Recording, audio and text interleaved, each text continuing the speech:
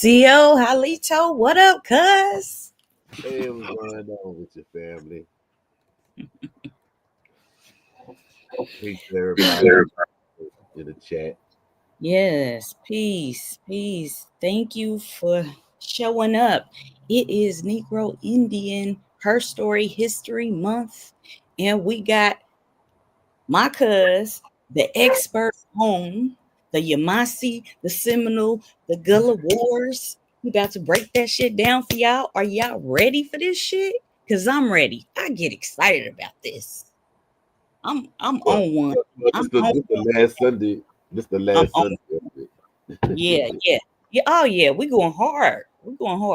I'm excited, y'all. What about y'all? Peace to everybody in the chat. I am excited. Yes. Peace, cousin LaShonda. Peace, making money. LaShonda, what's going on with you? Making peace money. To everybody. Peace to everybody in the chat. Yeah. All right.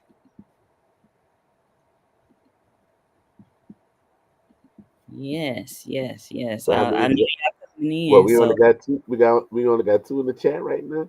Oh yeah, right now. I'm gonna let them come on in and get this Negro Indian history, her story. Come on in. Come on in. Come on in.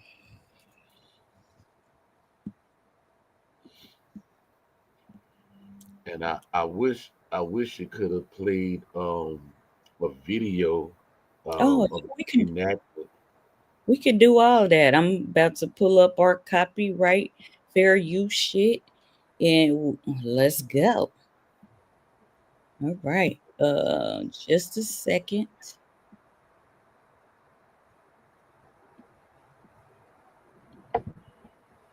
Pulling it up momentarily.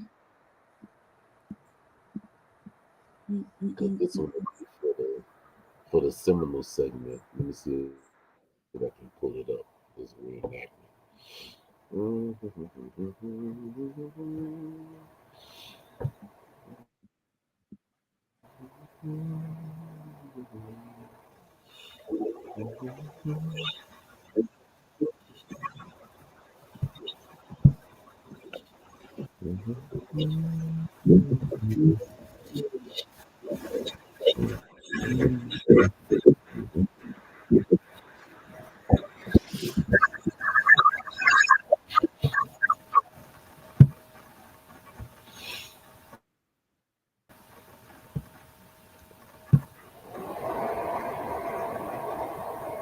Let me see if I can pull this up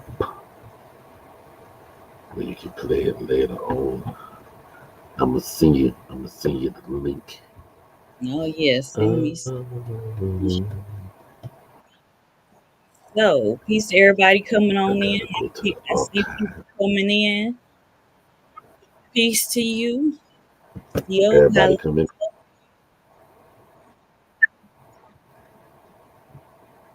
And this is our copyright disclaimer. We will share excerpts from reenactments of the Seminole Wars, the Gullah Wars, all that rich history. So the copyright disclaimer, your section. Everybody in the chat. Can you hear me? Oh, it's cutting in and out. All right. The copyright disclaimer under Section 107 of the Copyright Act of 1976, allowance is made for the fair use for purposes such as criticism, comment, news reporting, teaching, scholarship, and research. Fair use is a use permitted by copyright statute that might otherwise be infringing. Nonprofit, education, or personal use tips the balance in favor of fair use. Southeastern Talking Stick Podcast. There's our disclaimer, y'all. All right. Trying to find this video.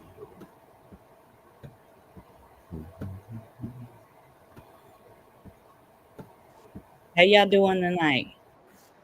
in the chat.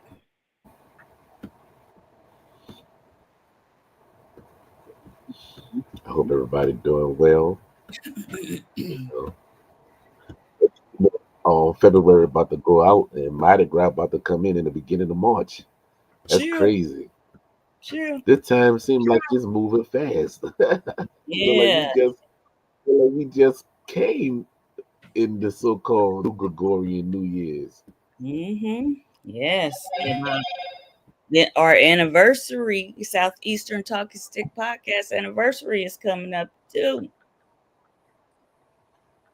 Yeah, that's coming fast. Yeah, yes, that'll be 1 year. Yep. So if you're new to our channel, on here, we have the protocol of sharing historical facts about Southeast tribal nations. All right. So if you're new, welcome, buckle up, and get this work. My cuz, he's an expert in this right here, this history. So y'all stay tuned. We're gonna touch on the greats like War Chief John Horse. Yes, Wildcat. All the greats that they don't teach y'all about in school. So I'm just waiting on my cuz. He's pulling up some stuff for us to share with y'all. And we're gonna get it cracking.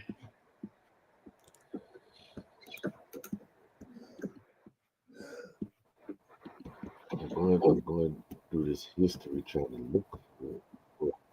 I know I ain't go that far. This is crazy. It was the Re-enactment.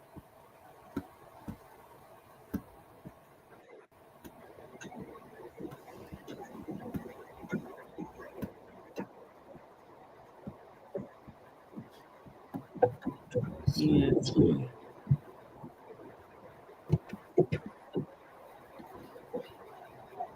Oh shit.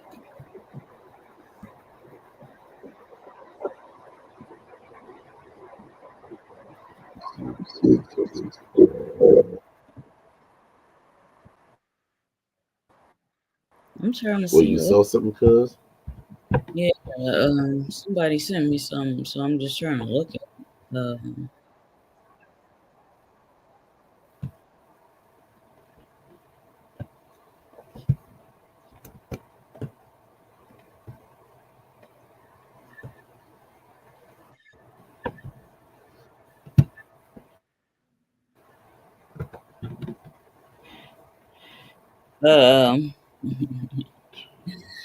Wado Yakoki Shonabis to nephew, Wale Origins, Napitu. Hey, Yoko nephew. Yeah, he sent me some heat to share. The Yamassee origins and the development of the Carolina-Florida frontier by John E. Worth. Right. The Kusawati Foundation. So let me get my green glasses ready. So I'm ready whenever you are, cuz you just let me know. I'm just letting you know what I got in our arsenal. Yeah, I'm trying to find this video when we get to the port.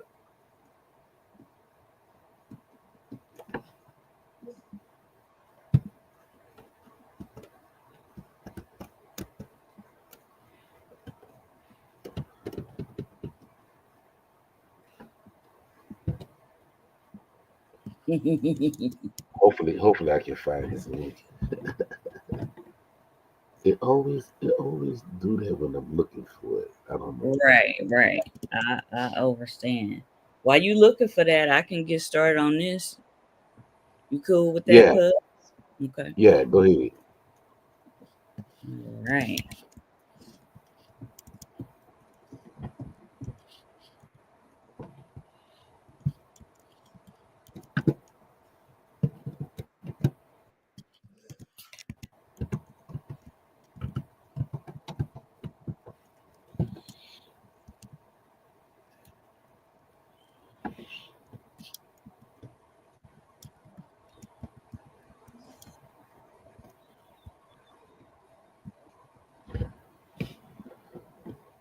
Right.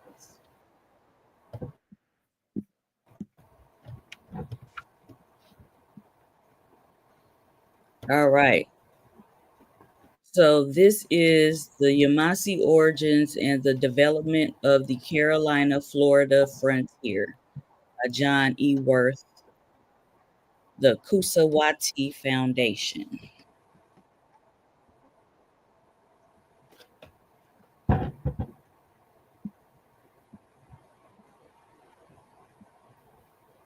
All right. Let me see. Okay, so I'm gonna skim through this a little bit because it's 18 pages. I mean, I can read all 18, but that might be a bit much.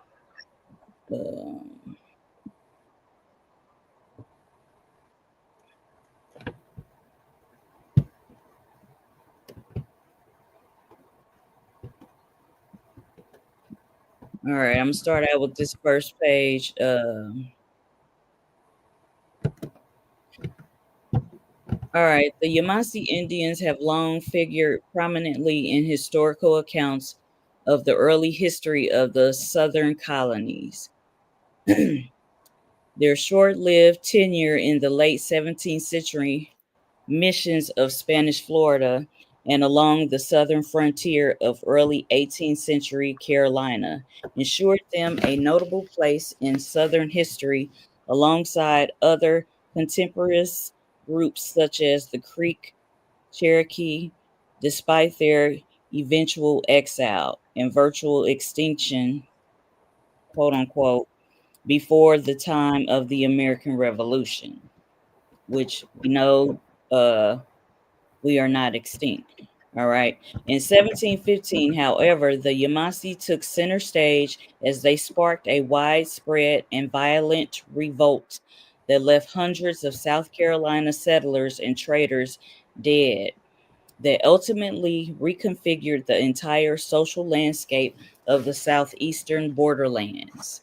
Nevertheless, despite their relatively prominent historical visibility, the Yamassees have always remained something of an enigma for historians, anthropologists, and others searching for the clues as to their origins. In recent years, substantial advances have been made in the archaeological and early colonial ethnohistory of southeastern Indians, and particularly regarding the many groups that inhabited the broad region that has been called the Spanish borderlands, generally positioned between Spanish Florida and the southernmost English colonies of Carolina and Georgia. As a result of these advances, many of which are still ongoing, present day scholars are now able to draw upon a far more complete and detailed database of archaeological and particularly documentary data that has ever been available before.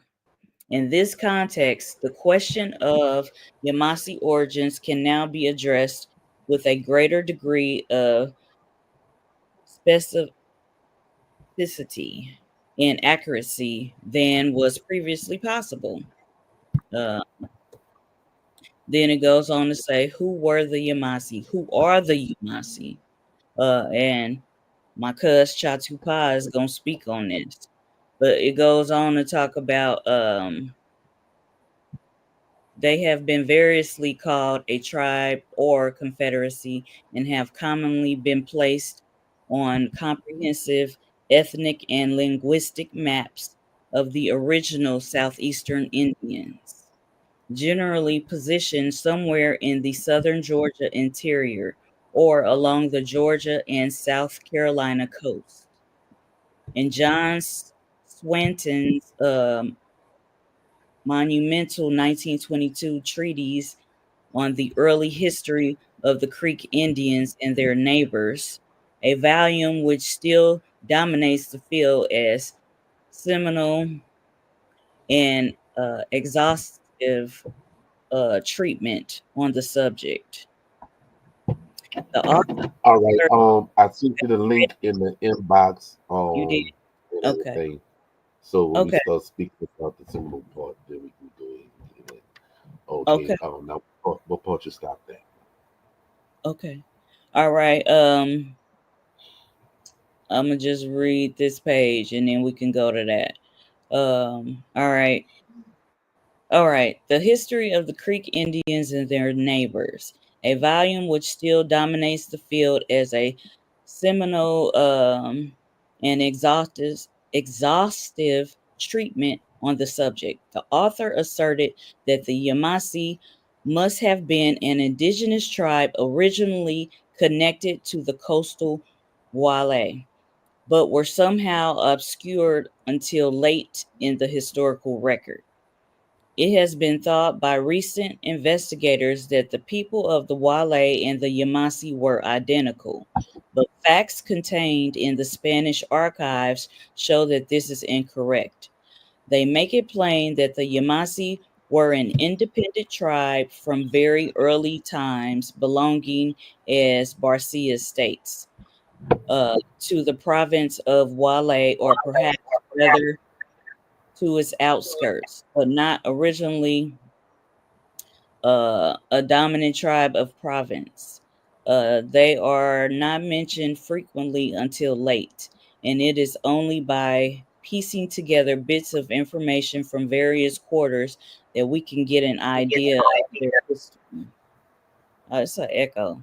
Uh, Swanton subsequently postulated early references to the Yamassee under distinct names, including Francisco de Chicора's 16th century Yamascaran, Hernando de Soto's Altamaha, and even the 17th century Amacano, now thought to have been located along Florida's Gulf Coast. The reason for the clear absence of the name that they say, the Yamassee, from earliest Spanish or French accounts of the Southeast, is of course quite simple. The group eventually known as the Yamassee, uh, I'm gonna stop here. It's basically saying that the Yamassee had independent chiefdoms. And I'm gonna let cousin ChitoPa speak on this. But I did want to read y'all a little something before we got into it. This is 18 pages. Y'all can look up this Yamassee origins and the development of the Carolina Florida frontier. Y'all can look up that. And another good book for y'all to look up is The Yamassee Indians from Florida to South Carolina by Denise Bossy. That's a good reference. I would look at that book first or try to find it and buy it. I will get that source first. So, all right, cuz you sent me something? Yeah, I sent it in the private chat. Okay. So you see it? Do you see it? Yes. All right. Now, from the book that you just read, yes, the Yamassee wasn't on the coast. We was inland, in coast. Um, but I like to bring it back a little bit. Um, when you got people in them trying to say that the Yamassee was slave raiders, right? They're not taking into account about what actually happened. And the only way they were able to find out if they was to talk to somebody that's Yamassee, but yet they say that we are extinct. But how we go be extinct when we know who did what, when, why, how, and where? Okay, because what most people don't know is that the Westos and the Lenape in them, they was the first ones to actually work with the British to do the slave trade with the tribal nations against the tribal nations in the southeast. Okay.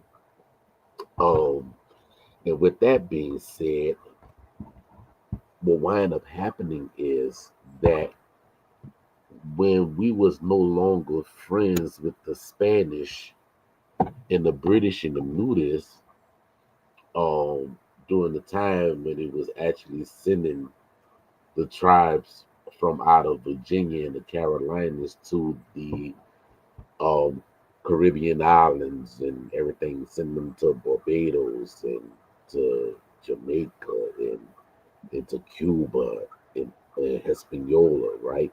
Send them to all these places. Well, what wound up happening is that the tide turned, right? So the British and them became friends with the Yamassee, with our ancestors. So when you got people them talking about, oh, the reason why the Yamassee and them all had to fight dealing with the Yamasee War because they was in debt and everything to the British.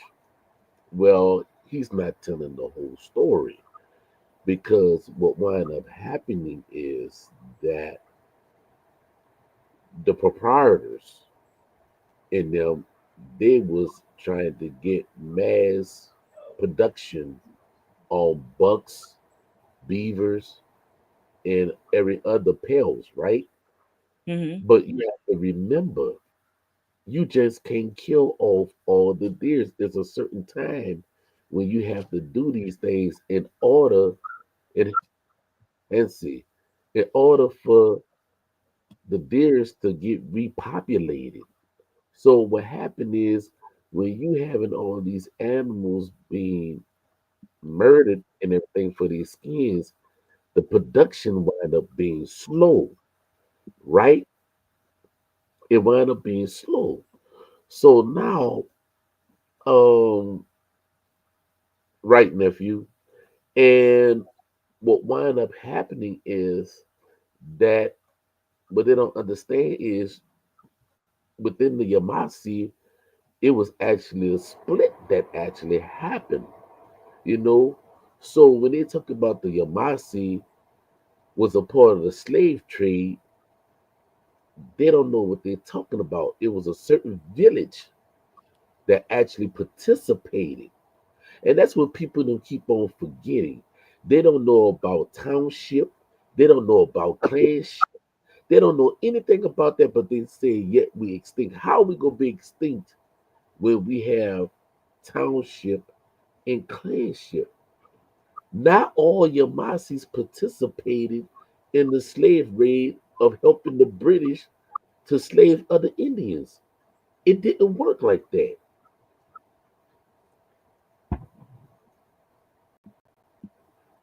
Right, right. So when I asked the gentleman that keep on having my cousin's name in his mouth, I think he has a man crush on my cousin. I think he has a real fetish with Chief Yeah. Sekou. I really think so. This dude must go to sleep with Chief on his mind, and I think he think about Chief during his lunch break, and he at work when he get off, and we go to bed. I'm like, this dude be all on, man. It's crazy, right? But he think he knows about southeastern culture in the Yamassee, and he don't. He an Oklahoma nigga. You know what I mean? It's it's it's, Yeah. it's We know that he is misinformed. So you gonna set the record straight, cuz what else yeah. did you have to say? Cause we ain't So gonna be that nothing. so what wound up happening is that township actually did help the British, right? And you also had some Cherokees that actually had had it. No, not him, cuz the one that's on TikTok. Not him. Not him, nephew. Not him, nephew. The one that's on TikTok. I'm not gonna I'm not gonna give his name no credence, but he be having a lot of people following him on TikTok, which is so funny. He think he has zero Indian blood on his card, but yet he's supposed to be. That's why I say, cause yeah, that person, yeah. But but it's so funny because you know, even though they had that town of the Yamassee that helped the British in the slave trade. There was other Yamassees that went ahead on and rectified the situations to correct the wrong of what one village had done. You see, and that was the kickoff of the Yamassee War. But actually, there was another war that was before the Yamassee War. And me and my nephew, we talk about it all the time, which was dealing with the Wale War that happened in the 1520s and the 1530s when they were fighting against the British. You know what I'm saying? Which we call the Wale at this time, right? So with that, all that carried over, you see. So it was actually before the Yamassee War. It was before the Yamassee War because the Wale been fighting the Westos and the Lenape for a long time. And then when we got word of it, we went over there with our cousins, family and everything, and that's how we wind up becoming fearless fighters because there's documentation that said that the Wale was the fiercest fighters of them all, right? When they say that the Yamassee and them were gentle people. So, if you go by your family members and they kicking ass and you go over there and you gentle, you can't be gentle no more. You got to learn how to kick ass too. You know what I'm saying? So that's wind up happening. That's how you wind up having in certain documents when they said about the Wale, and then you have the Wale Yamassee, and then you had the Wale Africans. You see, and that's how all that ties in together. Yeah, the truth gotta be told. You see, so you have certain people that married to certain clans and everything, and that's how that was actually formulated. So now, from the Wale War going all the way down to the Seminole War, if you ever notice, dealing with the 1700s, when they said that if any tribe, right, was at amity with the government, it wasn't the United States government at the time. It was the government of the Carolinas, which is under the jurisdiction of the British Crown. That's the government that they was talking about. Right, nephew, 300 years. So now what wind up happening is they say that any Indians, free or not free, that's what it says, free or not free. Matter of fact, that's in the South Carolina Indian Act. Okay, that's in the South Carolina Indian Act. When they say that Indians that are free or not free, that are in amity with this government, shall be deemed extinct. So, what they said that the Wale was, they say that the Wale was extinct. Then what they say what the Yamassee was, they say that the Yamassee was extinct. When they wound up dealing with the Taino, they say that the Taino was extinct because these was tribal nations that went against the authority of the British and the Spanish crown. Okay? And that's why they said that they was extinct. But how can we be extinct when the same people that this dude said, well, the British and them said that the Yamassee extinct and the Wale is extinct, but yet the same British motherfuckers that you try to use their records turn around and said that, oh well, the Yamassee and them was seen in St. Augustine, but yet you say y'all destroy Porto Calago and or when we say Porto Caligo, okay, which is actually a Wale town, but we the Yamassee stayed with our relatives in Porto Caligo, okay. That wasn't initially our town. Our town was originally in St. Augustine, dealing with the dealing with the Timucuan because we stayed with the Timucuan as well. You see, So dealing with that, that was all family. But you have some people that say, oh, they didn't never had interactions with one another. They was isolated. No, the fuck they wasn't. Because how they gonna be isolated when we bought ceremony? You see, but these are people that said that we are extinct. And you got people that say, well, if you your Yamassee show that you got a grandparent that's this. Like, dude, if I'm telling you these things and everything, obviously I must know what the fuck I'm talking about. But obviously you don't know what you're talking about. So now, with all this is going on, you had tribal infighting and everything, and these colonists saw these things. But you know what? The family got together and said, hey, yo, look, we got to come together. We got to come together. And they came together. And when they came together, you know, and this what gets me because you got a lot of people that say, well, the African transatlantic slave trade never happened. But what people don't fail to realize is that mostly all the Africans that came from West Africa, it wasn't that many females.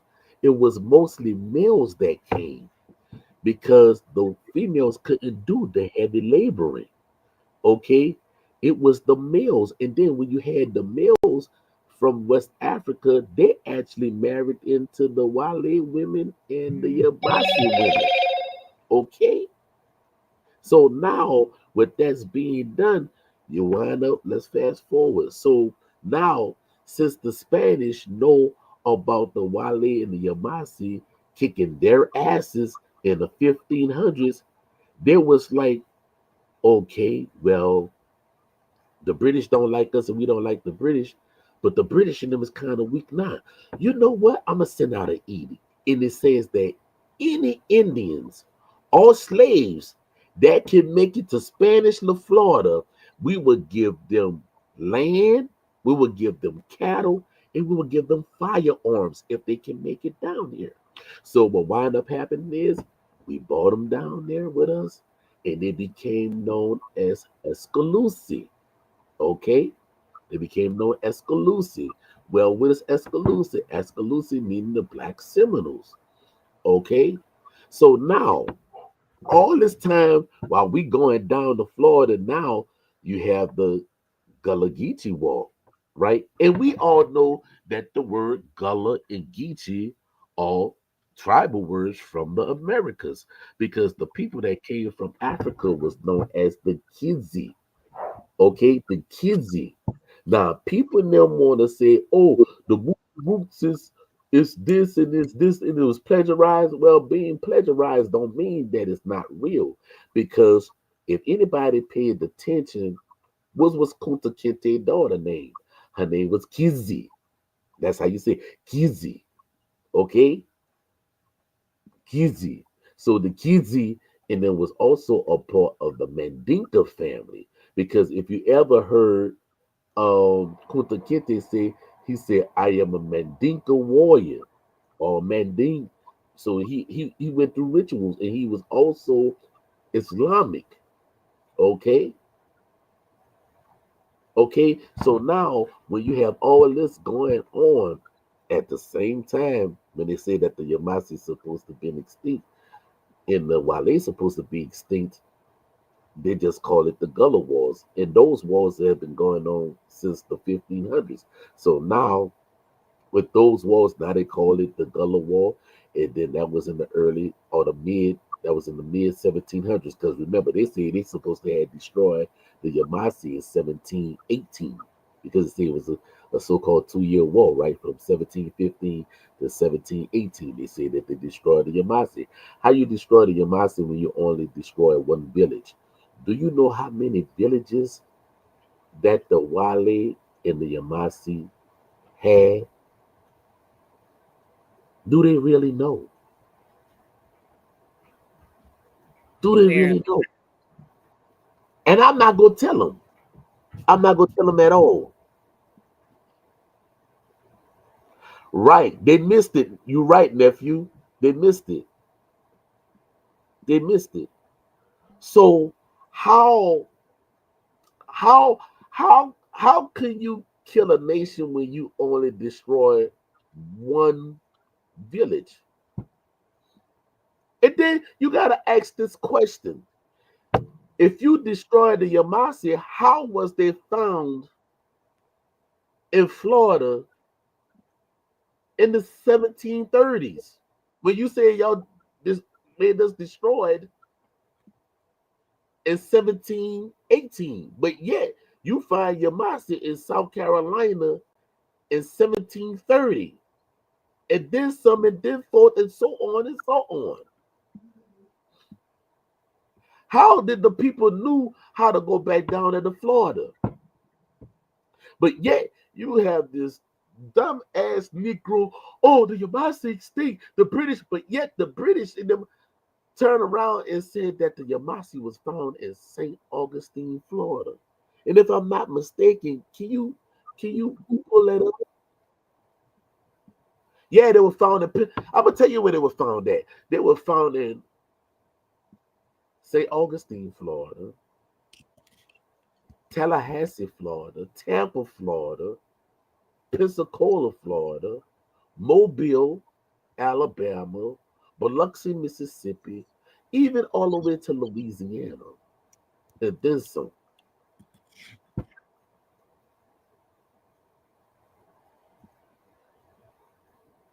Right, right, nephew. So how we gonna be extinct?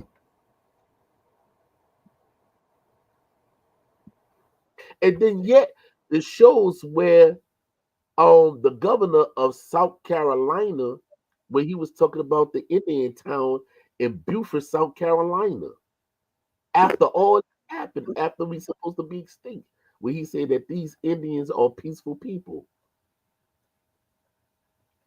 in Beaufort, South Carolina. But people say that the Yamassee is extinct. How? And then not only that, you had the Yamassee and the Wale that actually went amongst other tribal family members.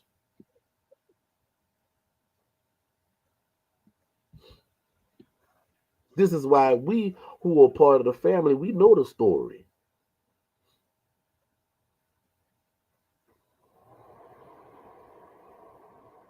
Don't you find it funny or ironic to where you have the people from the Carolinas and the Floridas and Louisiana all sound the same when they talk?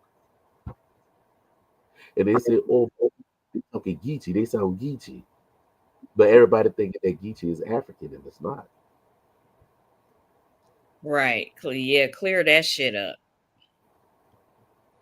Right, right.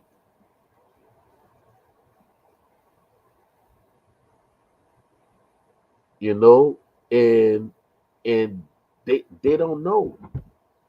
You know, one person trying to tell me, oh, how you go speak for the Wale? Let the Wale speak for themselves. I said, oh, they have. Now I'm talking about him, cuz I mean nephew. Now I'm talking about it. You know, and I was like, oh, I talk to the Wale all the time. I talk to you all the time. You just don't know. You just don't know that you're talking to one. You just don't know.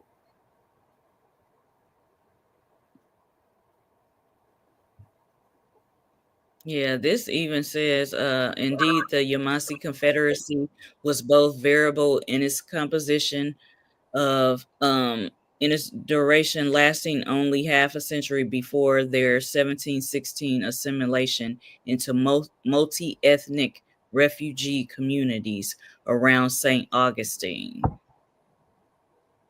It says, consequently, he will argue that the Yamassee Confederacy represented a purely contingent social formation that united refugee towns from a number of collapsed chiefdoms into a social entity that eventually became a ethnic group. I ain't even gonna speak that, but Which became the Confederation, multi-ethnic. So So if you and this was before they even became known as Seminoles, you see. So how can we be extinct? How? Because a village collapsed, that don't mean that the people are dead. It doesn't mean Right. that the village collapsed and we picked up and we moved to other places. Yeah. Yes.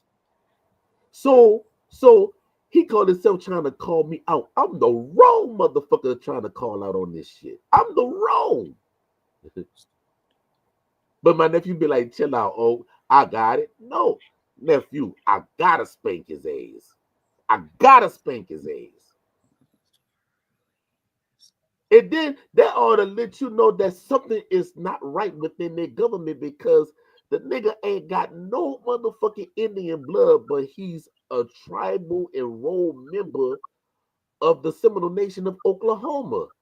So you gotta really ask yourself this question: How? How? How you an enrolled member of the Seminole Nation of Oklahoma and you don't have no Indian blood according to your tribal ID? He was talking all that big shit, but yet when Sekou went to Oklahoma, this nigga didn't buff up nothing or anything. He was humble.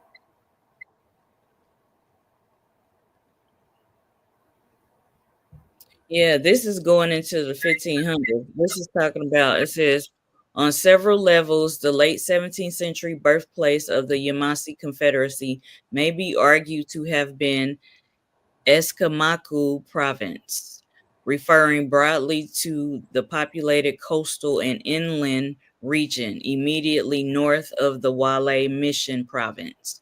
A century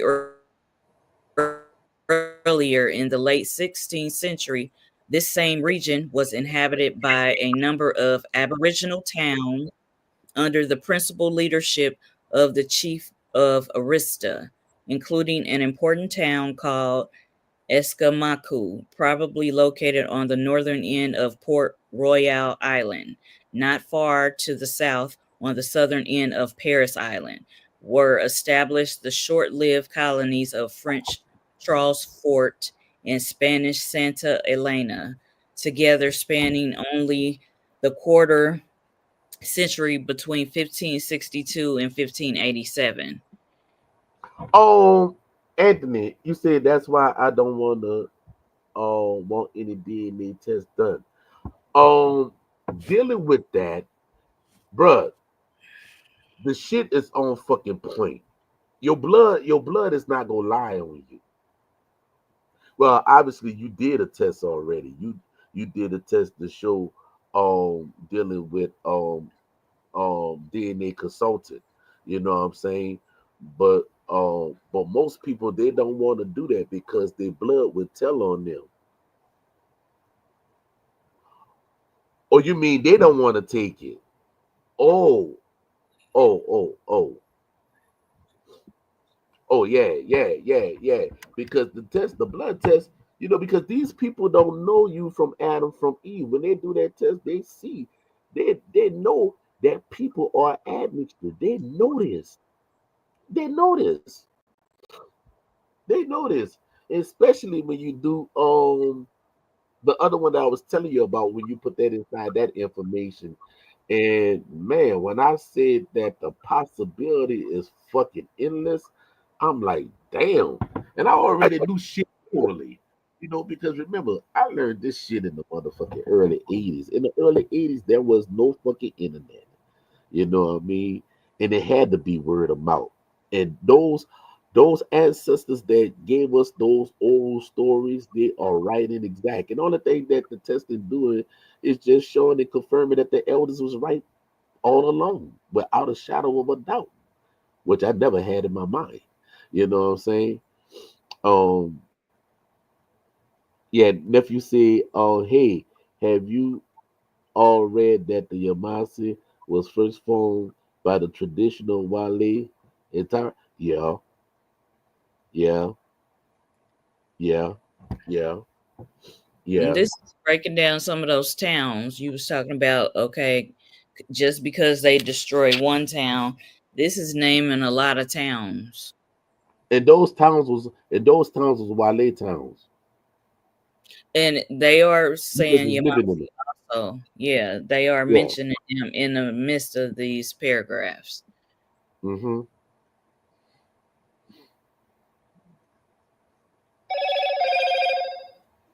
Oh, all the time, nephew. Yeah. Yeah, it was talking about the Wale town of Aspo and thus a possible ancestor of the Yamassee town Huspa.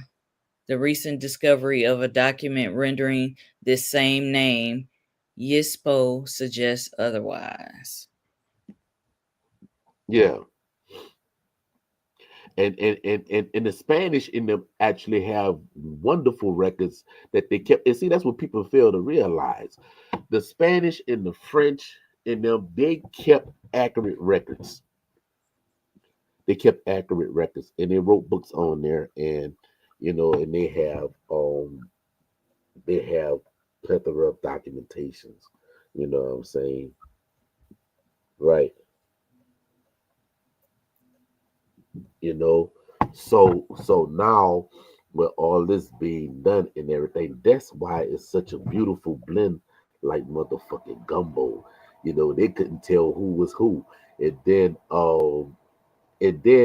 every time when they were fighting, they were saying, "Oh, that the Yamassee is extinct," but every time they were saying that the Yamassee extinct, Yamassee was always popping up. Yeah, Right. yeah. This is this And so now I like to raise a question, because you have people that's all on TikTok University, right? TikTok University. And it was like, oh, the Yamassee, they were not Negroes. They was not Negroes. Are y'all sure about that? Because, we already found documents where they said that Negroes wasn't always Africans, right? That Negroes wasn't right. always Africans. So let me ask you this question. Let me ask the panel this. I mean, not the panel, Yeah. but let me ask those that are in the comments, right? Y'all see how the Seminole Nation looks today, right? Today, in today's time, in this here time, in this here millennium, we see how the Seminole people look, right? Yes, yes. And this question is formulated almost like the question about if Jesus was white, how could he go and live amongst the Egyptians that was Negroes, right? They would stick out like a sore thumb. Jesus would have stuck out like a sore thumb being in Egypt amongst Negroes, right? So if the Seminoles would look like today, right? If those Seminoles of today looking like the Seminoles in the late 1700s, coming into the 1800s, and they was to have Africans living amongst them, were not those Africans from West Africa would have stuck out like a sore thumb? If the Seminoles that look like they do today was to look like that in the 1800s, and you had Negroes living amongst them, were not the Negroes would have stuck out like a sore thumb? Yes or no?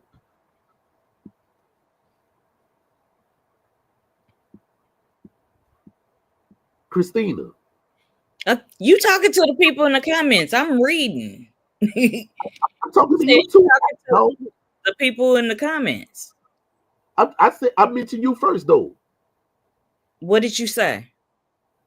I said if the Seminole people look like this today, back in the 1800s, and they had Negroes living amongst them, were they stuck out like a sore thumb? Yes or no? The Seminoles today, if they were back in the day, is that what you're saying? Yes. Okay, yeah, they'll stick out because they light skinned. They don't look negroid. So Now, I sent you a link. Please play that link for me. Another one? No, I sent that same link. It's the same link. Okay. Okay. Because you've been all over the place. So, yeah. Now. I wasn't all over the place.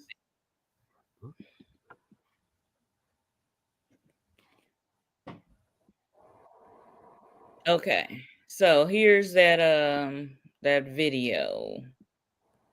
Just a second.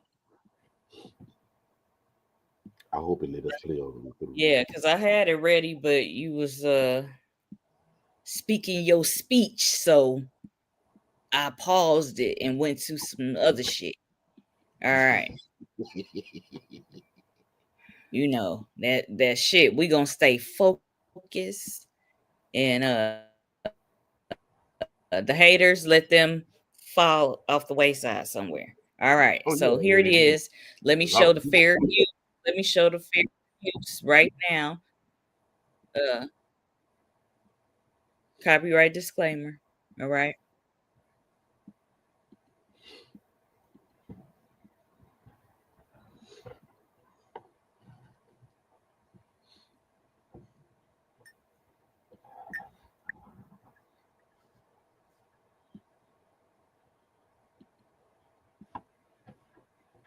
And Bullock is a relative of ours.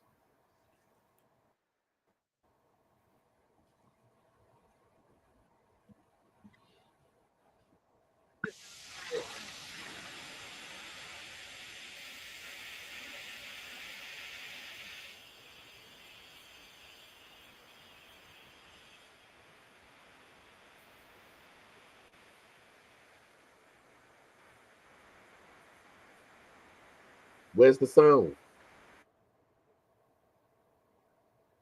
Peace, Big Pontiac. Where's the sound to the video, cuz?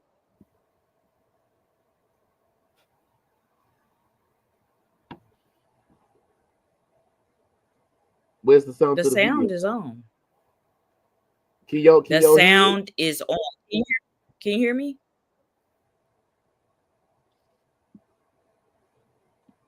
What's going on, Mike Dave? We can't hear it.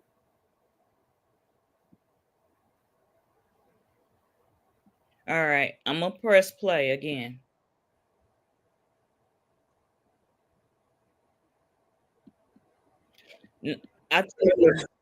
They were saying that at the beginning when the words was just scrolling. Choppy. Yeah. So now it's sound. Can you hear this? No, we can't hear the sound.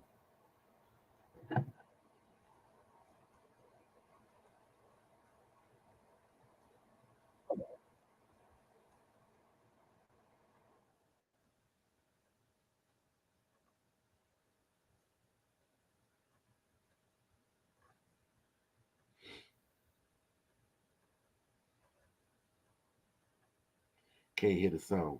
This what I'll do. This what I'll do since we can't hear the sound. Because I don't know why. I don't know why it's doing that. I'm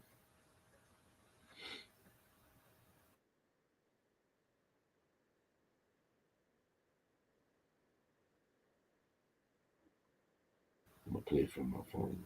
Let's see.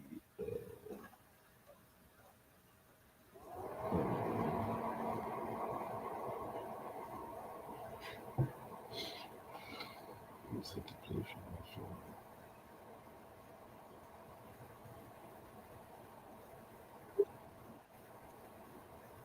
The sound is not playing.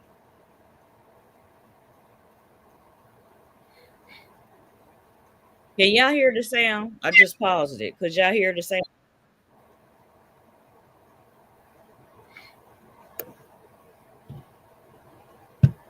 It's not giving any sound.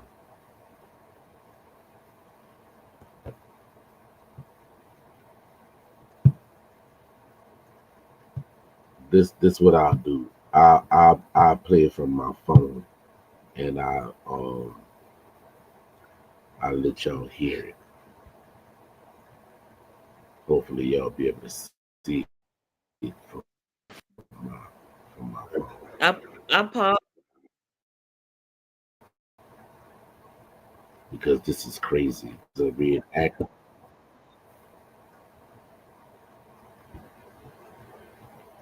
I'm waiting for it to come like, put it up on my page. Hold on.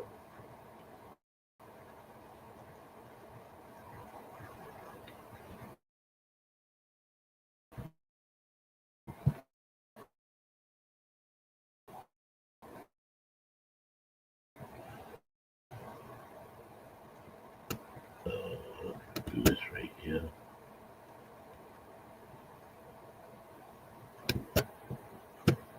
I'm gonna have to do it like this.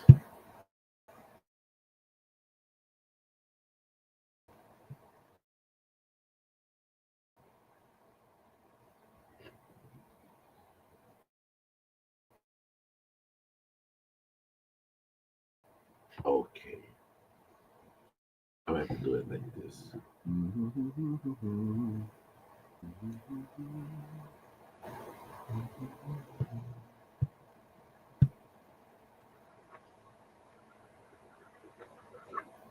Can you pull up my screen? Make my screen the big face?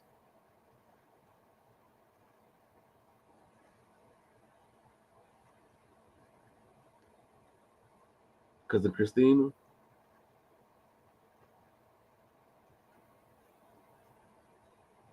Cause of Christina?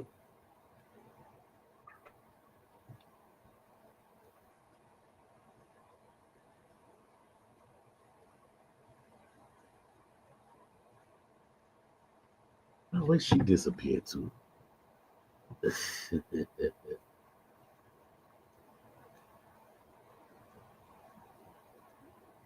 But I'm gonna play it from my phone. Hopefully y'all be able to hear and see everything.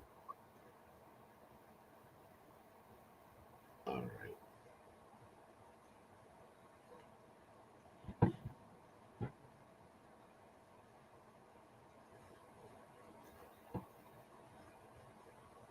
As we learn of what has happened on this spot,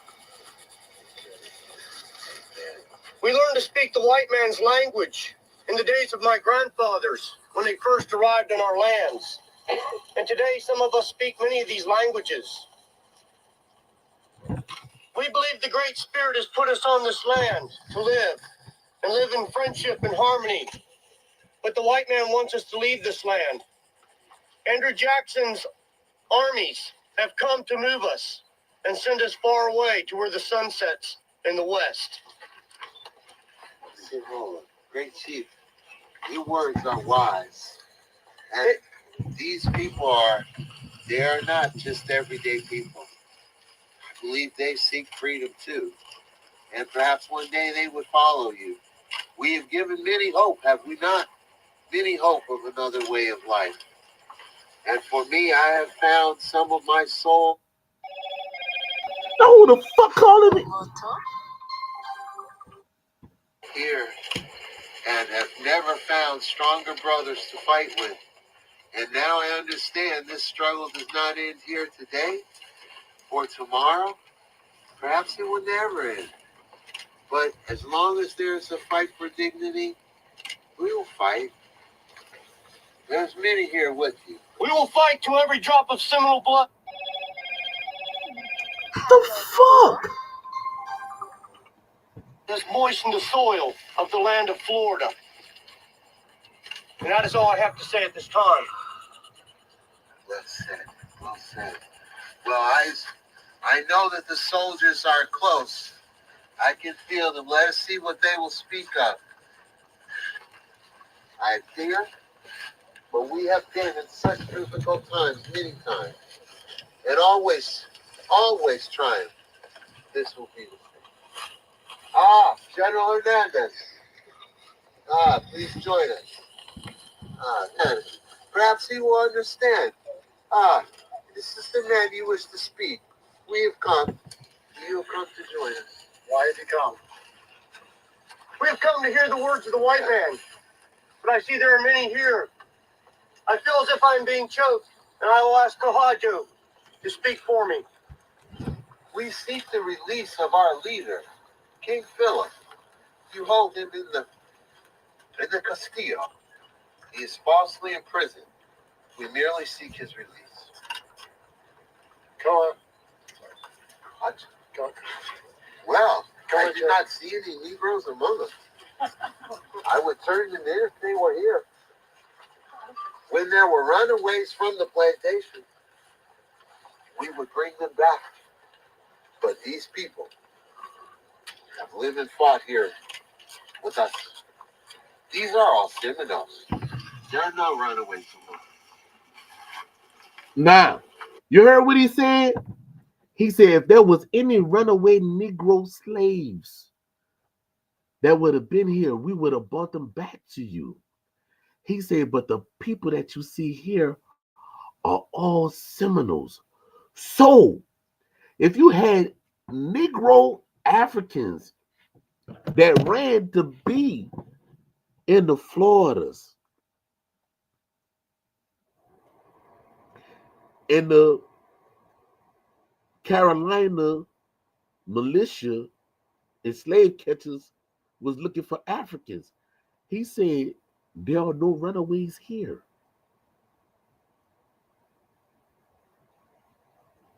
So, what's that old saying that all Negroes look alike?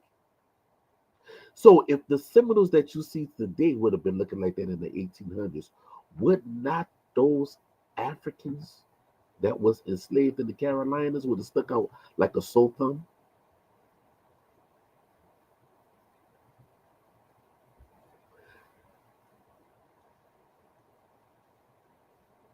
I'm talking about in the early 1800s and late 1700s.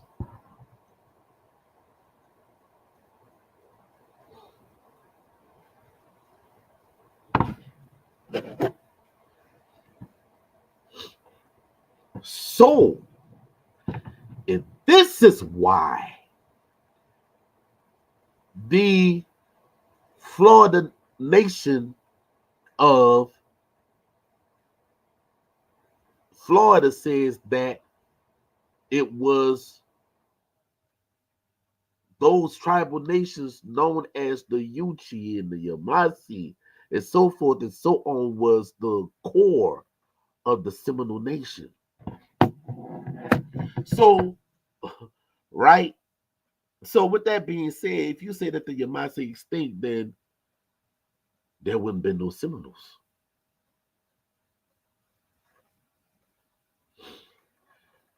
Because dealing with their website, let me see if I can pull up their website and they go put it in their questionnaires. Let's see. Hold on for a moment. I don't know what the F is going on. I don't know. But my computer started acting crazy. So I cut it off. Yeah. So I'm gonna give it some time. Um and then go from there. Because it's some weird shit going on. So Hold on. My little boy, my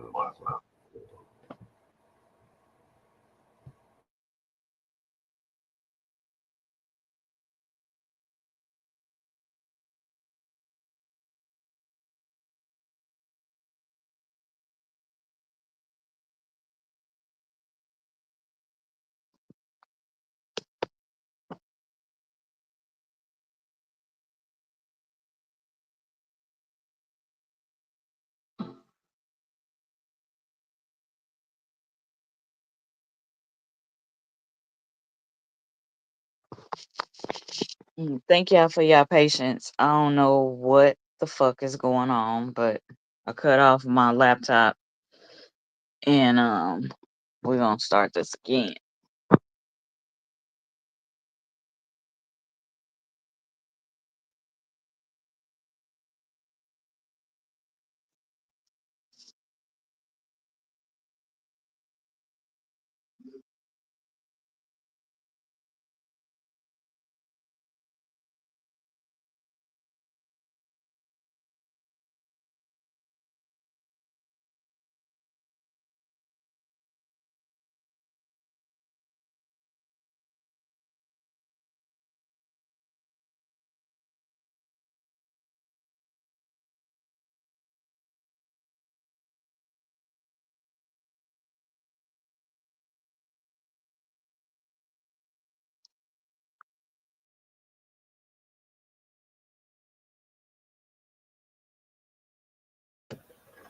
So as I was saying, right? So let me see. I can go ahead on and find um the Florida tribe. I mean the Seminole tribe of Florida and everything. Will go to the questionnaire and everything because they think people think, oh, go back to Africa and we got African admixtures. Yes, we got African admixtures. But does that negate who the fuck we are? No, no. All right. Oh, let's do this. Seminole Nation of Florida. Right, I'm gonna pull that stuff up again. I just Oh, cleared everything out. I I play. cleared I it. played. I played the video on my phone, cuz. So we good. Okay. Yeah, I played it while you was off. You just let Yeah, them hear yeah. it. You just let them hear it. No, I let them see it. They had partial. They have they was able to see some of it. You know. So yeah, it was funny. The shit looked like a hologram because I had to put it on my camera. It looked like a hologram. The shit was cool. I ain't gonna lie. This shit was cool. What y'all thought, y'all? That shit was cool to me. Oh, let's go to the frequent questions and answers. Okay. Okay. I'm gonna have to do the share. Have to do the share thing. Let me go I'm to. back up and running. I just had to clear everything off. Um, Okay, I'm doing the share. I'm doing the share. I just did the, let's see. Okay, frequent X questions. Okay, do the share. and it will All act right. today Can you on see, the can last you Sunday. see it, cuz? Can you Yeah, see it? yeah, I can see it. Good with the frequently asked questions. Okay. We gonna go here. What were the Seminoles before they came to Florida? Okay, let's do that, right? Because it's amazing how this Negro wade in Oklahoma and don't know the motherfucking story. That's why I can't understand. Okay, and other motherfuckers, Midwest and all them assholes. But anyway, Yeah. what were Anyway, what were the Seminoles before they came to Florida? The core of the Seminole people did not come to Florida. This is and was their home in the 1770s, right? Now, remember, they say that the Yamassee got destroyed in 1718, right? But yet they say the Seminole homes was in 1770. All right, the English speakers encountered them for the first time and decided to call them Seminoles. But the Indians continued to know. Look what it said. But the Indians, hold on, let me see if I can make it in the blue. Look, put in the blue where this can be highlighted.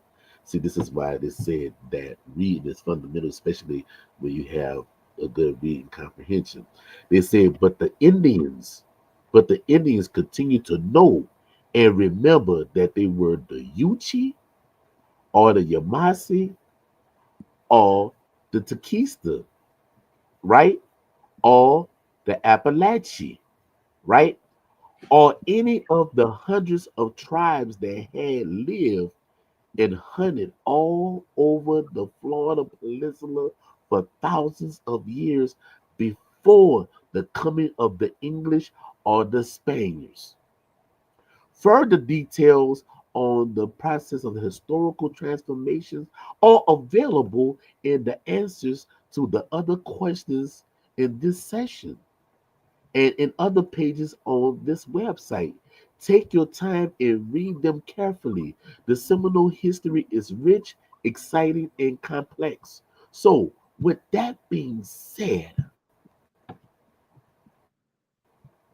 how How can you say that the Yamassee is extinct when they were also known as Seminoles?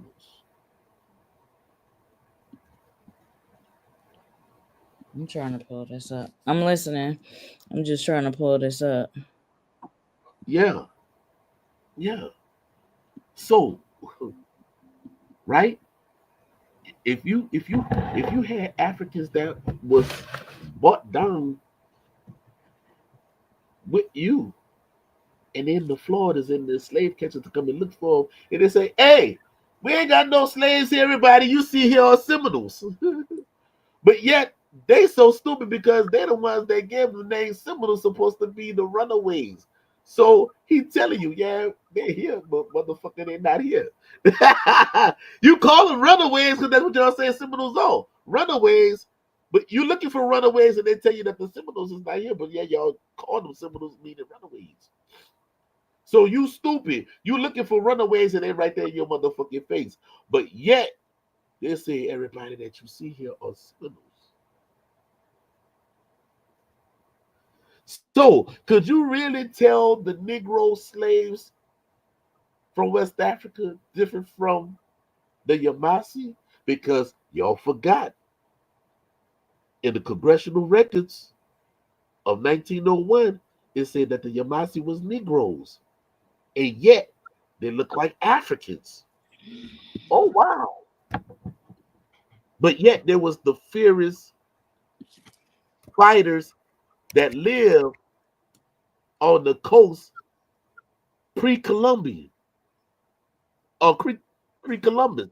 So if the Yamassee were to be Africans, right, in quotation as the so-called white boy say, because he's supposed to be the authority, but the Yamassee was pre-Columbian, living in the Carolinas. Pre-Columbian mean that was before the 1400s. So you talk about 1300s, 1200s, 1100s, 10, 9, 8, 7, 6, 5, 4, 3, 2, 1. Then you're going into the BCs. So now, if they look like Negroes, because I had the Indian defamation to read it, and that motherfucker got to that point where they said that the Yamassee look like Negroes. But what do you, and I said, what do you motherfuckers said that there was Asians? But yeah, when you just read it, it said like Negroes. Man, the motherfuckers. Right. I found that. They took the whole video down.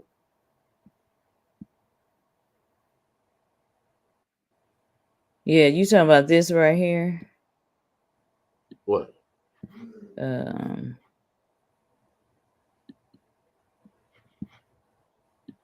I was trying to find it, but it just said in 1901 there was a congressional testimony that mentioned Black pre-Columbian Yamassee people.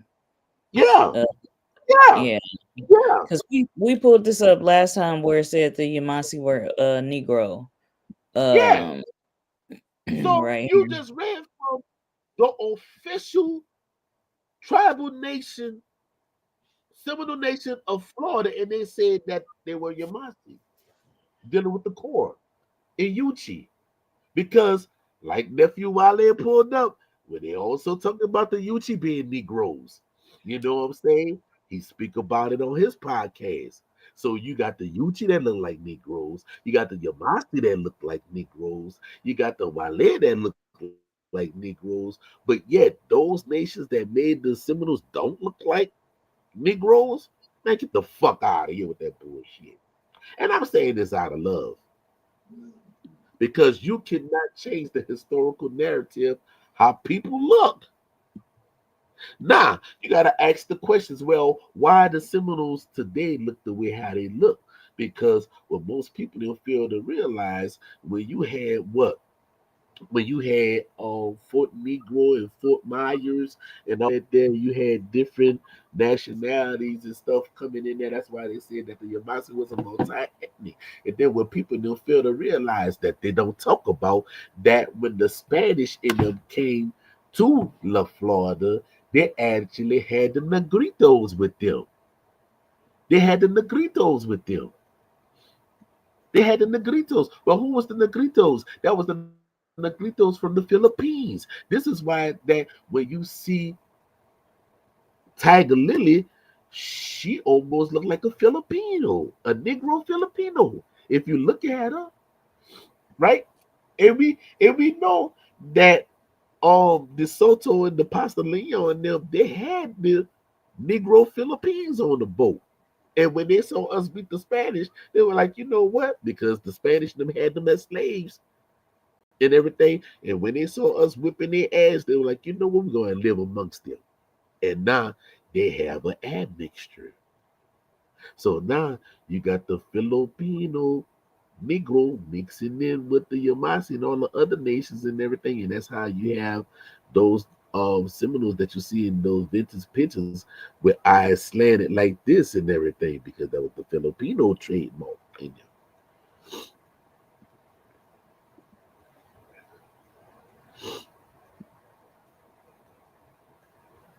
Nephew gave you a link because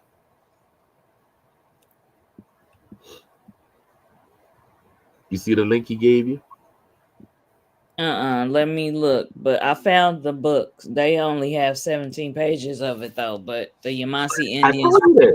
from to South Carolina. I know. I just wanted to share it with the people. Look, get that growl out your voice. You lucky you fam. Hey, that But anyway, Jaguar about to come out. All right, y'all. I'm gonna pull up that link, but I did want y'all to see the Yamassee Indians from Florida to South Carolina, so y'all can refer to that book. Yeah. She said it got 17 pages. And for some reason I'm hungry again. But anyway, yeah. As you can see every Can you day. send me that link in the private chat? Because whenever I try to click on it, it's not letting me click on it. I do it. I do it. I got it. I got it, nephew. I'm gonna send it to her. I'm gonna send it to her. It won't let me like copy and paste the shit. It'll I let me got you. share I it. got you. I got you. I got you, cuz I got you. All right. Thank you. Wow, there you go. There you go. There you go. All right. And he said go to page 130 and 133.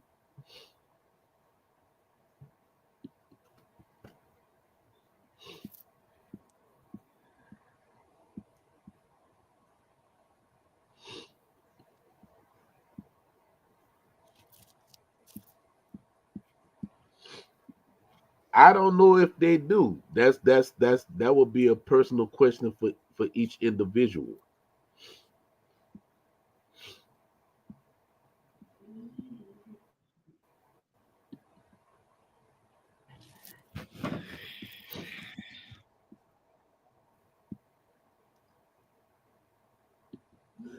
Trust me, they had admixtures. People was fucking, man. You don't think people was fucking? People was fucking. Oh You my don't think the God. Spanish? You don't think the Spanish and it was fucking the indigenous women, and the indigenous men was fucking Spanish women?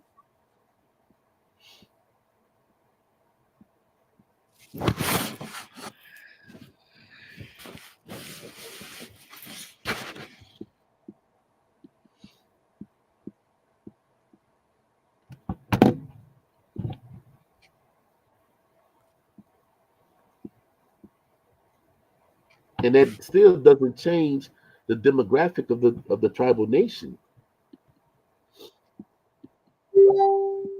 Oh, okay. I see it.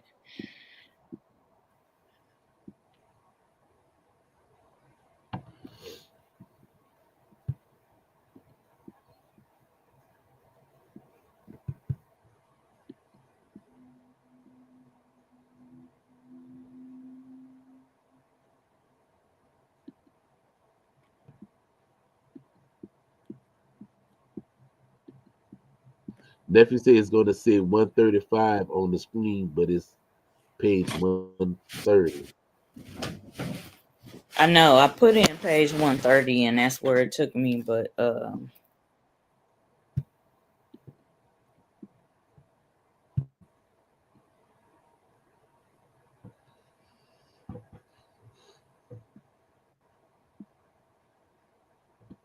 Let me just put 130. Maybe it'll accept that. But this is page.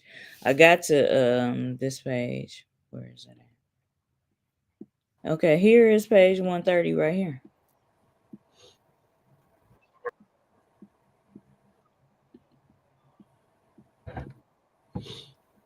All right, read what it says then.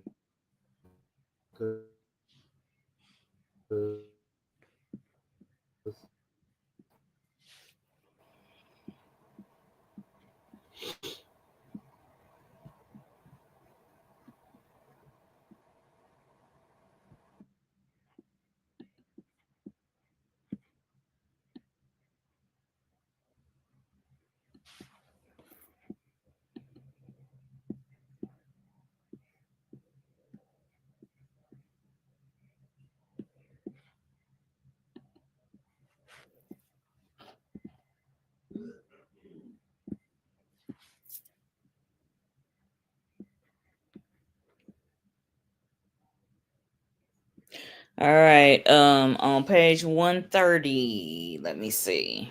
All right. He gives the same account substantially of the migration of the Indians from the west of the Mississippi that General Woodward does. I think he locates the Yamassees.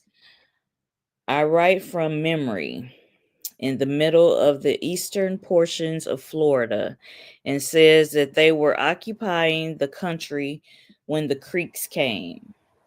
He describes the Yamassees as having dark skins, coarse hair, thick lips, and flat feet, and as having inferior implements of war to the Creeks.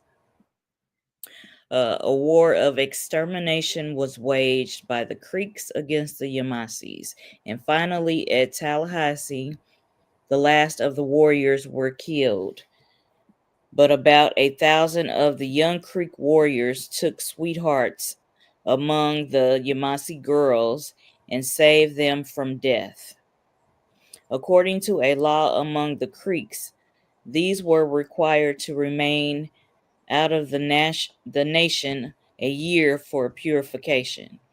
Before the end of the year, the young warriors concluded to make wives of the Yamassee girls and set up as a nation for themselves, which they did.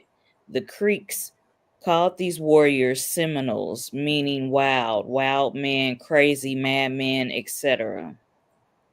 These Seminoles were afterwards joined by the outlaws and runaways from all other nations, and soon became a formidable nation, as Uncle Sam knows.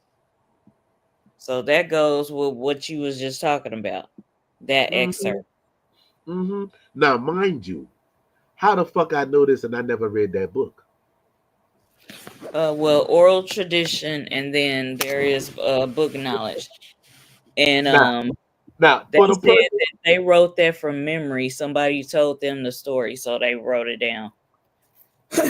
so now for the person that asked about do the do the Seminole Nation today claim the Filipino and Spanish ancestry? No, never heard them claiming anything except indigenous.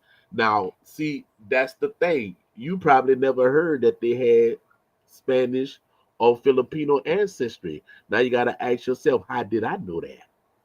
You see, people them don't know. Just like what my cousin said before, I am a cheaper. Hey, who am I? Who am I to motherfucking say I'm just a nigga on the internet, right? I'm just a nigga Indian. But let me go ahead on and answer your question and everything. And listen what I'm about to tell you. It says that the Seminole Nation, a federal recognized tribe, has a complex and diverse ancestry. While they're often associated with African Americans, right, and Native American heritage, some Seminoles do acknowledge and claim their Filipino and Spanish ancestry. Uh huh. You Uh got huh. Now, that in the chat so I could share it. how did I know this? Right? And it said a historical context during the 18th century, the Seminole Nation formed in Florida, primarily composed of various Native American groups, including the Creeks, the Miccosukee, and other additional many Africans, including escaped slaves and free blacks, joined the Seminoles, and there were interaction and intermarriage with the Spanish and Filipinos and the population in the region. In modern day recognition today, the Seminole individuals and family acknowledge and celebrate the Filipino and Spanish ancestry. This is recognition in the reflection of various ways, such as um, geological research. Some Seminoles have researched their family historical discovery and connections to the Filipinos and the Spanish ancestry.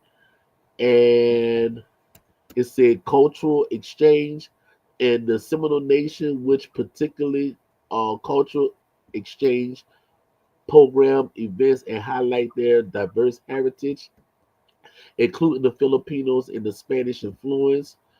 Tribal recognition of the Seminole Nation of Florida, federal recognized tribes, and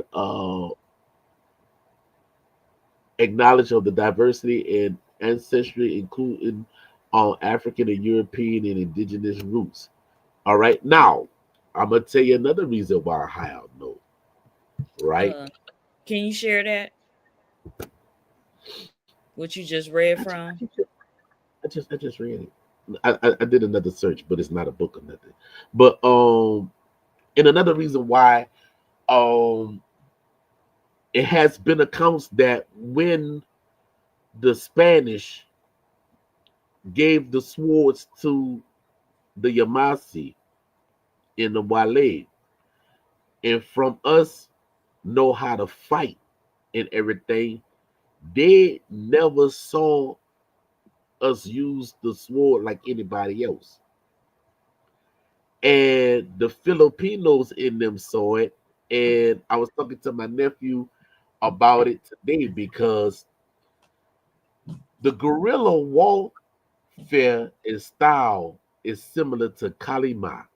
Who knows what Kalima is? You know, Besides the you huh? know, I know what Kali Ma is. That's from Hindustan, northeastern Ethiopia. Yeah, that was dealing with the Ethiopian Empire. Yeah. Okay. Now, dealing with that, the Filipinos have a fighting style that's called Kalima.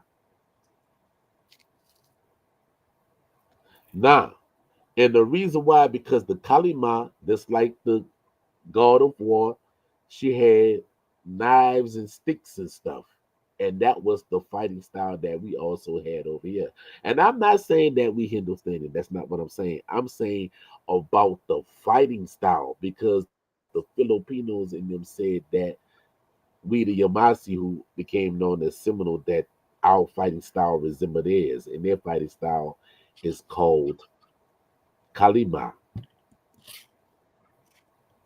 And the fighting style that we've been had for ages, right? Fighting with the clubs and the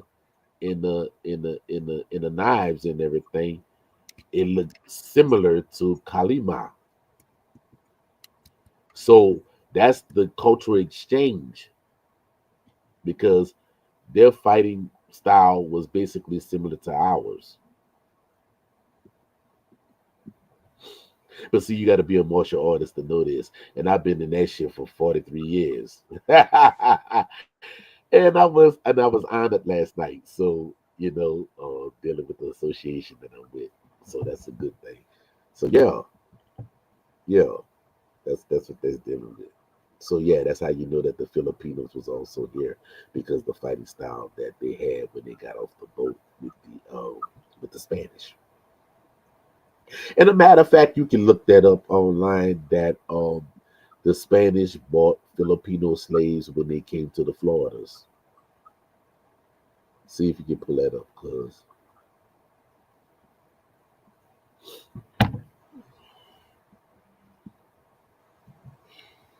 And this is why our fighting style was so impeccable with that hit and run.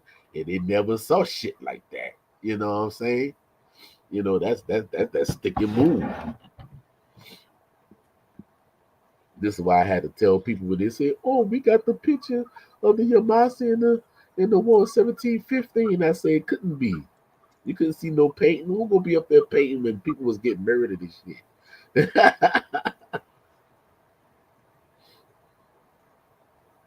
you pulled it up, cuz?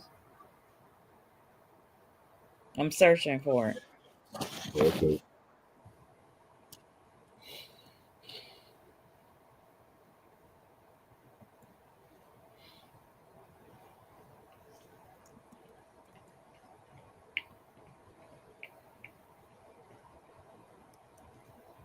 Now, mind you, this is shit before I knew this shit before seeing it in the fucking book. The motherfuckers try to question who I am. That's Yeah, funny. it said yes, the Spanish brought Filipino tribes, specifically referred to as Luzones Indios or Luzon Indians, to America, with the first recorded arrival occurring in 1587 at Morro Bay, California, on board a Spanish galleon ship as part of the Manila galleon trade route between Mexico and the Philippines. Yeah, and they also came to Florida before that. But hey, who am I? Who am I?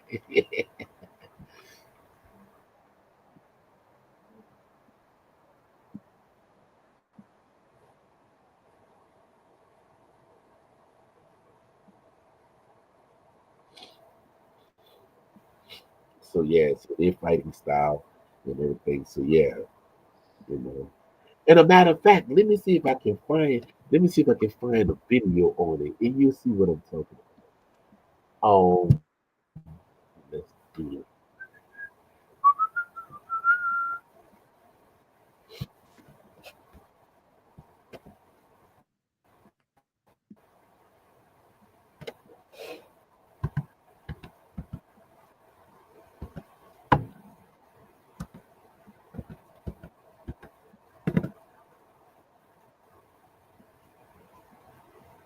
I don't know what the fuck that glitch was. 'Cause my laptop is fairly new, so I don't know what the fuck is going on.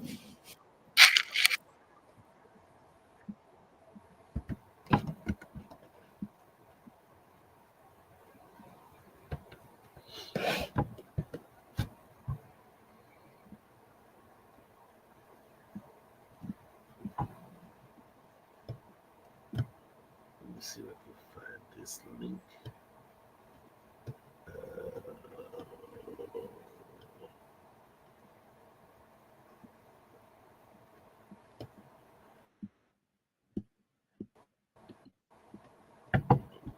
Let's see if I can find this.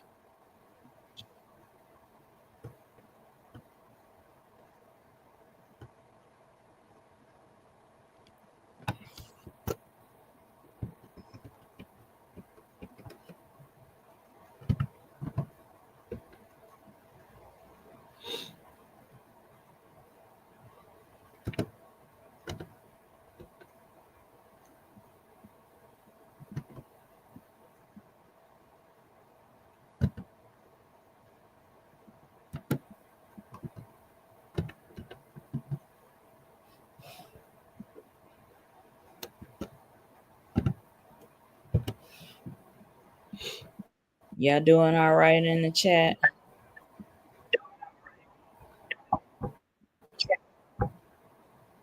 I'm gonna see if I can find this link I think is this it?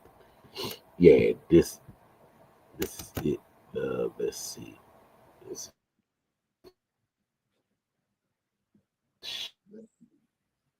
short.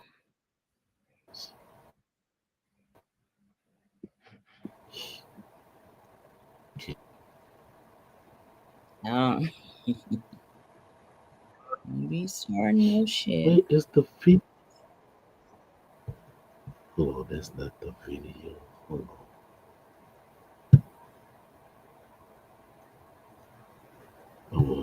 see the video. Yeah, and I appreciate the book sources too, because that gives people a reference to look at.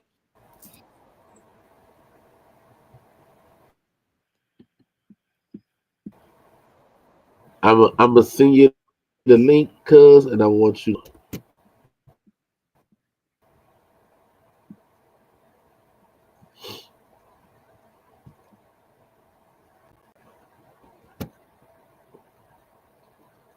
All right, I copied it. So let me go ahead on and send it to you.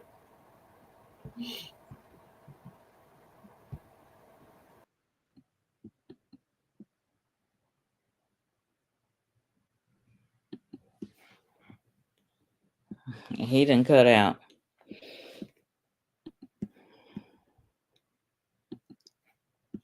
He'll be back momentarily.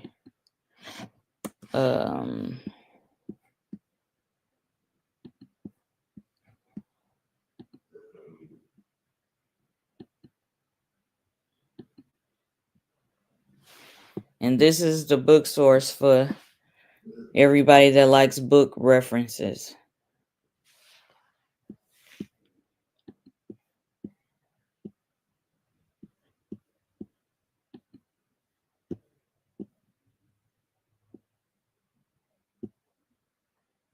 Yeah, thank you, nephew, for those book references. You know I love the book references.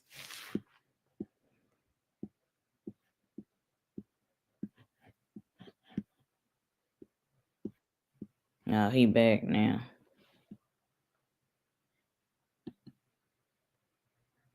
See, now your computer acting shady now. Yeah, they don't want me to get this information out. But you can't stop me, bitches!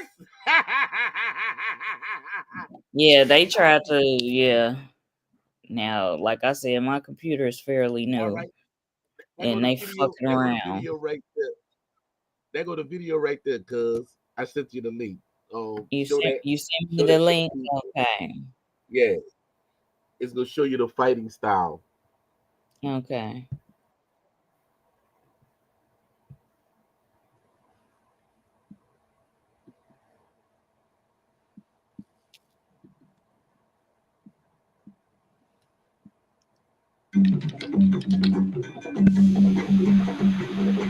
Saw that?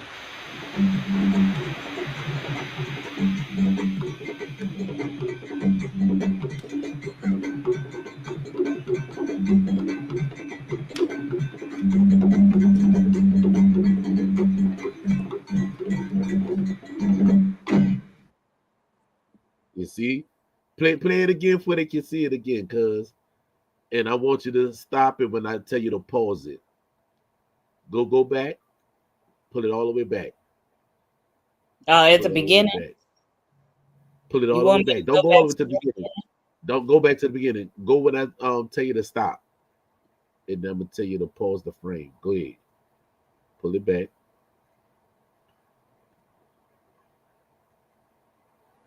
Yeah, on this the next video, pull it up on your screen, because I got a lot of shit on my screen. And I don't want it cutting out again. I don't know what the fuck is going on. Stop right there. Play. Pause it. Come on, you're not quick enough. You're not quick enough. Hey, look here. Wait a minute, where my thing at? Hey, what you gonna do is you gonna pull it up. Wait a minute, you gonna pull it up on your screen so they can see it. Stop, please. Stop. I was trying to show them the fighting part with the sticks. I get that, but pull it up on your screen and I will put it on the thing. It's gonna play? It should, if you share it. Let's see. Cause they acting crazy. Hold on. Look, don't be getting no aggravated with me, woman. You gonna pull that shit up yourself, and you gonna pause and all that shit. All right, all right. Oh, I'm about to share it to you. Hold on.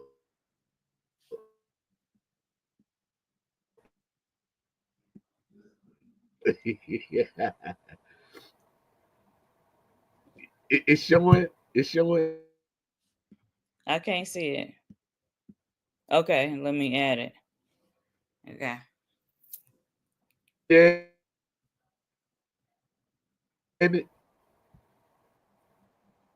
It's loading. Y'all see that right there? Y'all see it's loading. Yeah, we can All see right, this. y'all see that right there? Y'all see how they fighting with the sticks? Y'all see that?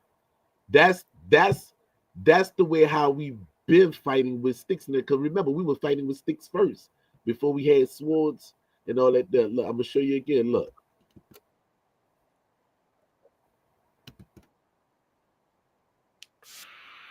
I'm a host. Got sticks, knives, and everything.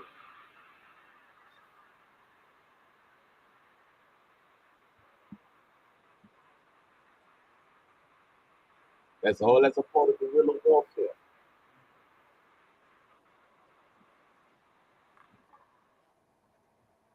Stab them out. So yeah, that's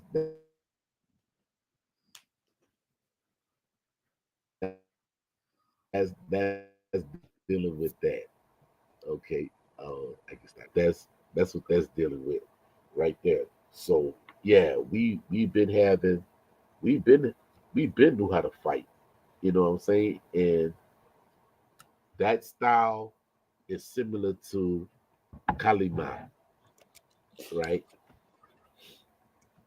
So every warrior, every warrior within the nation, they had to learn how to fight.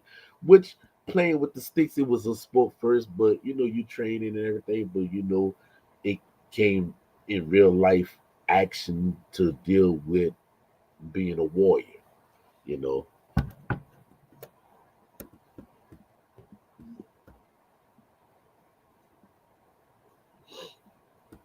Well, what's happening, cousin Warpad? You know what I'm saying? So yeah, that's and thank you, nephew, for the compliment and everything that you had said. I just saw that right there. Um yeah. Yeah, because that's dealing with the true information that most people don't know, and yeah. I, I was glad that I had elders to show me these things and tell me these things, and I seen everything coming to fruition, and so yeah, you know, now I just taught somebody when they didn't much know that they had the Filipinos on the ship with the Spanish that came amongst the Seminoles, and they saw, oh well, amongst the Yamassee and them, and they saw us kicking ass and everything. We were like, you know what? We going with them. Fuck y'all. Told that to the Spanish. You know what I'm saying? So now they go and look at it because you heard it here first. You heard it here first. You heard it. You heard it here first. You know what I'm saying? So now people go and look it up. Dang, they actually had some Seminoles that have Filipino ancestry. Yep. Yep. Yep. So I just dropped a jewel on that part. And see, and that part comes into the martial arts play because we already had our fighting style, and when the Filipinos in them saw it, it was like, oh damn, we fight like that too. So it's a common exchange. So yeah, that part.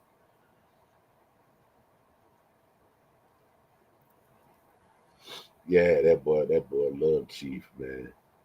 That boy loved Chief. Yeah, But this anybody got any questions? Anybody got any yeah, questions or because any we ain't going into that. But I pulled this up so they can see this too, because it talks about the guerrilla war tactics. Yeah, yeah. Yeah. They ought to tell you. They ought to tell you who I am to know about war, huh? Ah. What house do you sit in? Hi, nephew. What what house do they sit in?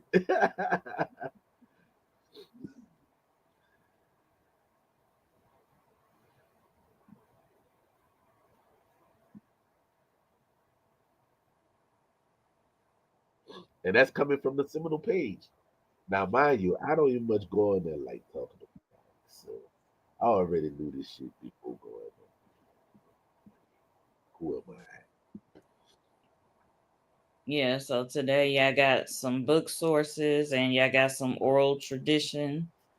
Um, y'all got a lot, and we apologize for the technical difficulties. StreamYard with some funny shit was going on today. Yeah, they didn't want us to give the information out, but we got it out though. We got it out. Yeah, we don't give the stalkers no play. No, we trying to stay focused on the task at hand. Today was about the Yamassee Seminole Gullah Wars. Um, so that's what the focus is. Yeah, but we brought it back to where it actually started with the Wale. So yeah, yeah, that was a brief summary. I hope people liked it. You know what I'm saying? You know,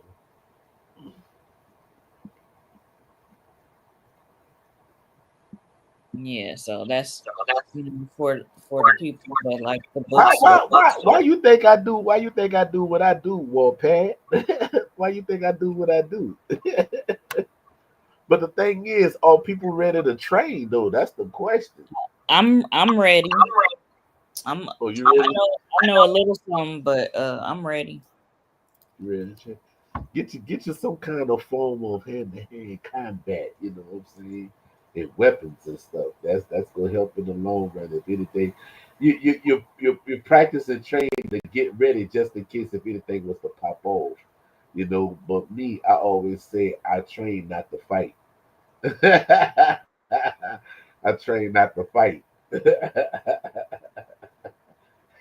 I'm gonna say it again. Yeah, I these train not. yeah, we got it. I don't know if they got it, but I got it. Uh yeah, these guerrilla war tactics and techniques. Yeah. I'm Yeah, with learning new shit, yeah. enhance my arsenal. Yes. Anybody got any more comments or questions? This is what this is the last Sunday of the month of Negro Indian History Month, Her Story Month. It's really 365, but we can go over this stuff in a future podcast. Now, next Sunday, um we may move that date because that's the beginning of Mardi Gras. Yeah. So we may be back the following Sunday, but I'll put it on the social media platforms, y'all. So y'all be able to see it.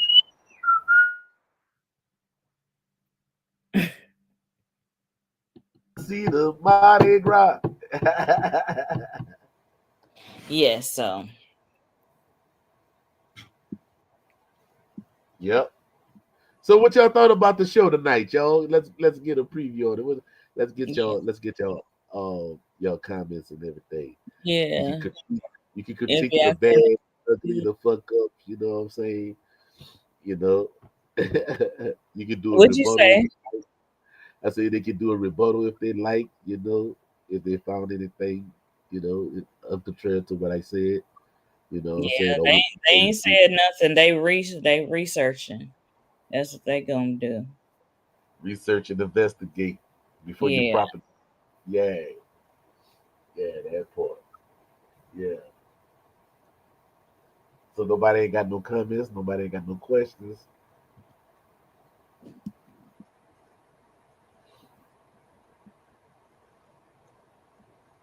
I did want to give some light to some of the leaders that are rarely, highlighted. Just a second. Okay, you can go ahead over and do that. Give honors.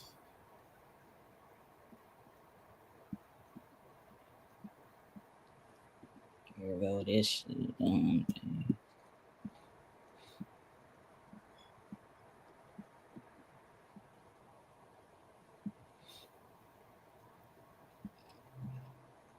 Oh my God.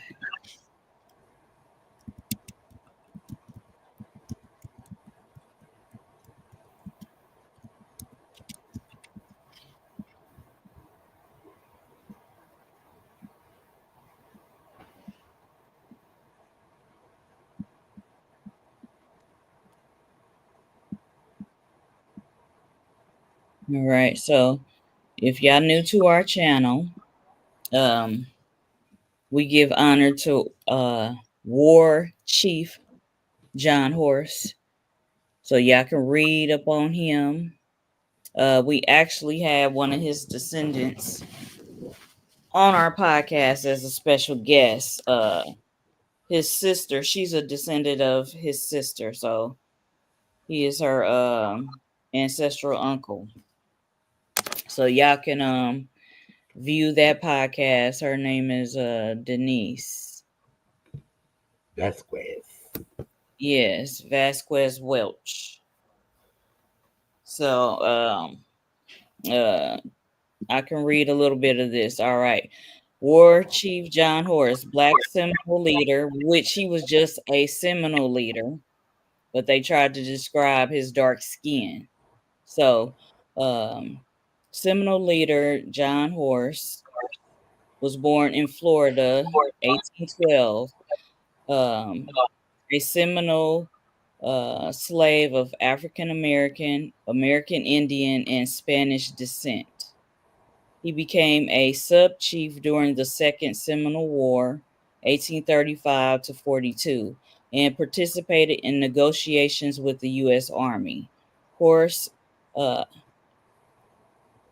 capitulated in 1838 and thereafter acted as an army guide and interpreter. He convinced many Seminole to surrender and assisted in their removal west. He relocated to the Indian Territory, present day Oklahoma, in 1842 and received his freedom in 1843. War Chief John Horse accompanied a Seminole delegation to Washington, D.C. in 1844, resulting in his near assassination. Some Seminole considered him a meddler or held him responsible for their removal. Of course, they gonna blame him, huh? But for Yeah, his own protection, he resided at Fort Gibson and served as an interpreter. In spring 1849, he helped found the Seminole settlement near present Weewaka in Seminole County. Yes, he founded that. And they just did his ceremony in August where they put up a sign that has his name on it because he helped found this Weewaka in Seminole County. All right. In the autumn of 1849, War Chief John Horse and approximately 20 Seminole families followed Seminole Chief Wildcat and his band to Mexico. Granted land in the state of Coahuila. The immigrants fought for Mexico against the Apache, the Comanche, and the Texas filibusters. For his service, War Chief John Horse, whom Mexican officials knew as Juan Caballo and recognized as chief of the Seminole, was named a captain of the Mexican army. War Chief John Horse was known by several names, including Gopher John, John Kawaya, John Cavallo, and John Cohia. In 1870, Horse resided at Laguna de Parras in Coahuila. He subsequently moved to Fort Duncan, Texas, where many Seminole had become U.S. Army scouts. Although he did not enlist, he served the Army as an interpreter and negotiator. When the U.S. government failed to help the Seminoles relocate to the Seminole Nation in the Indian Territory, War Chief John Horse returned to Mexico and died there in 1882. But y'all can refer to this. I'm gonna find it. This podcast that we did with his niece, his great niece, and she did share a little bit. So I'll just show that momentarily. I'm pulling it up. So.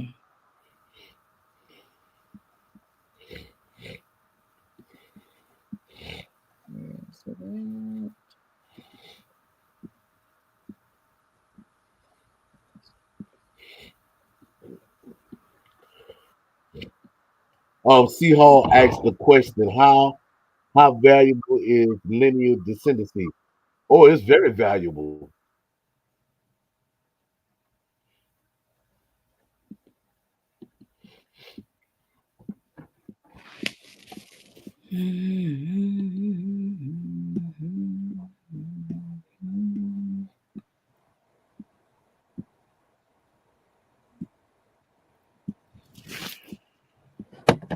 Yep.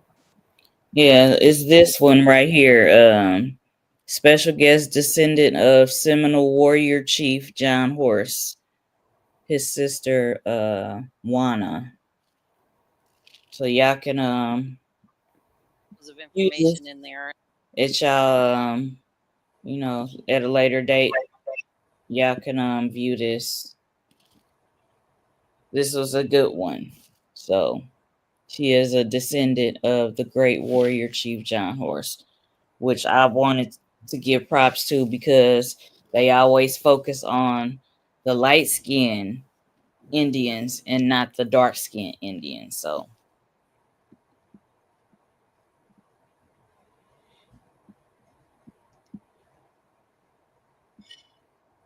So I think we can close out.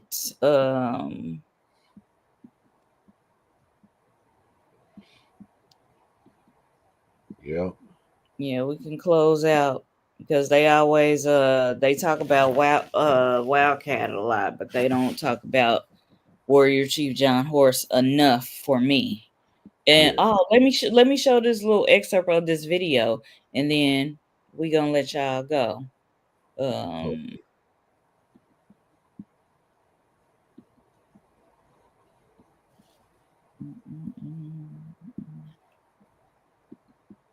Just a second.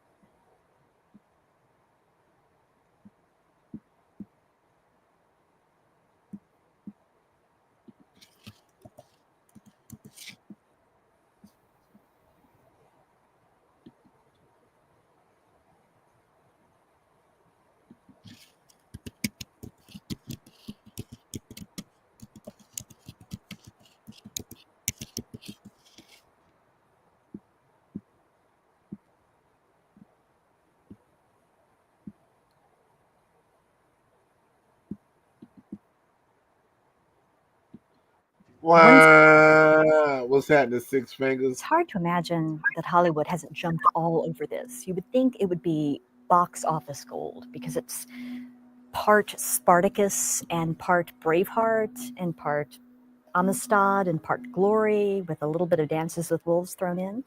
A story decades long of oppression and freedom fighting.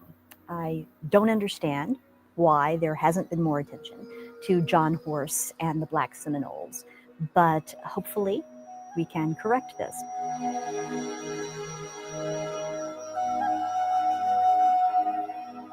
John Horse and the Black Seminoles deserve to be remembered for a number of reasons.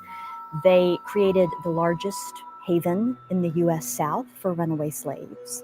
They led the largest slave revolt in U.S. history.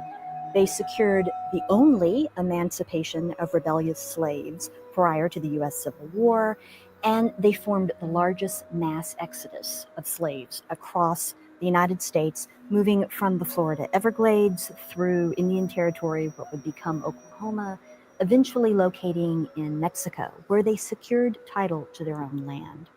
It's a remarkable story. It's overlooked not just by filmmakers, it's not well known in popular culture, and in fact, it's been overlooked by historians of slavery, if you can believe it.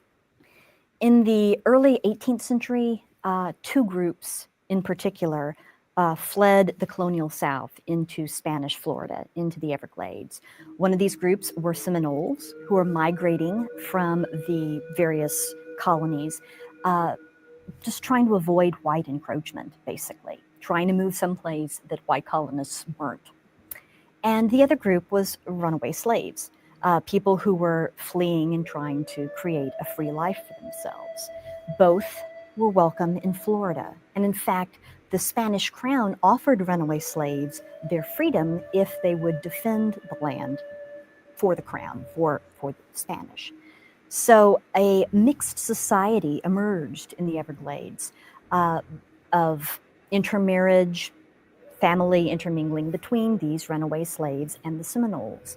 And in fact, the first legally sanctioned Black free town in the North American continent was in the Spanish Florida Everglades. After the American Revolution, people living in the southern states didn't really like living that close to a large armed population of former slaves, particularly when they were in league with the local Native American nation, the large armed group of free Seminoles. And they knew that their own slaves felt free to run away and be harbored by this group. They knew that they were welcomed. And so from George Washington's administration on, there was questions of what do we do about the problem of the Florida Everglades.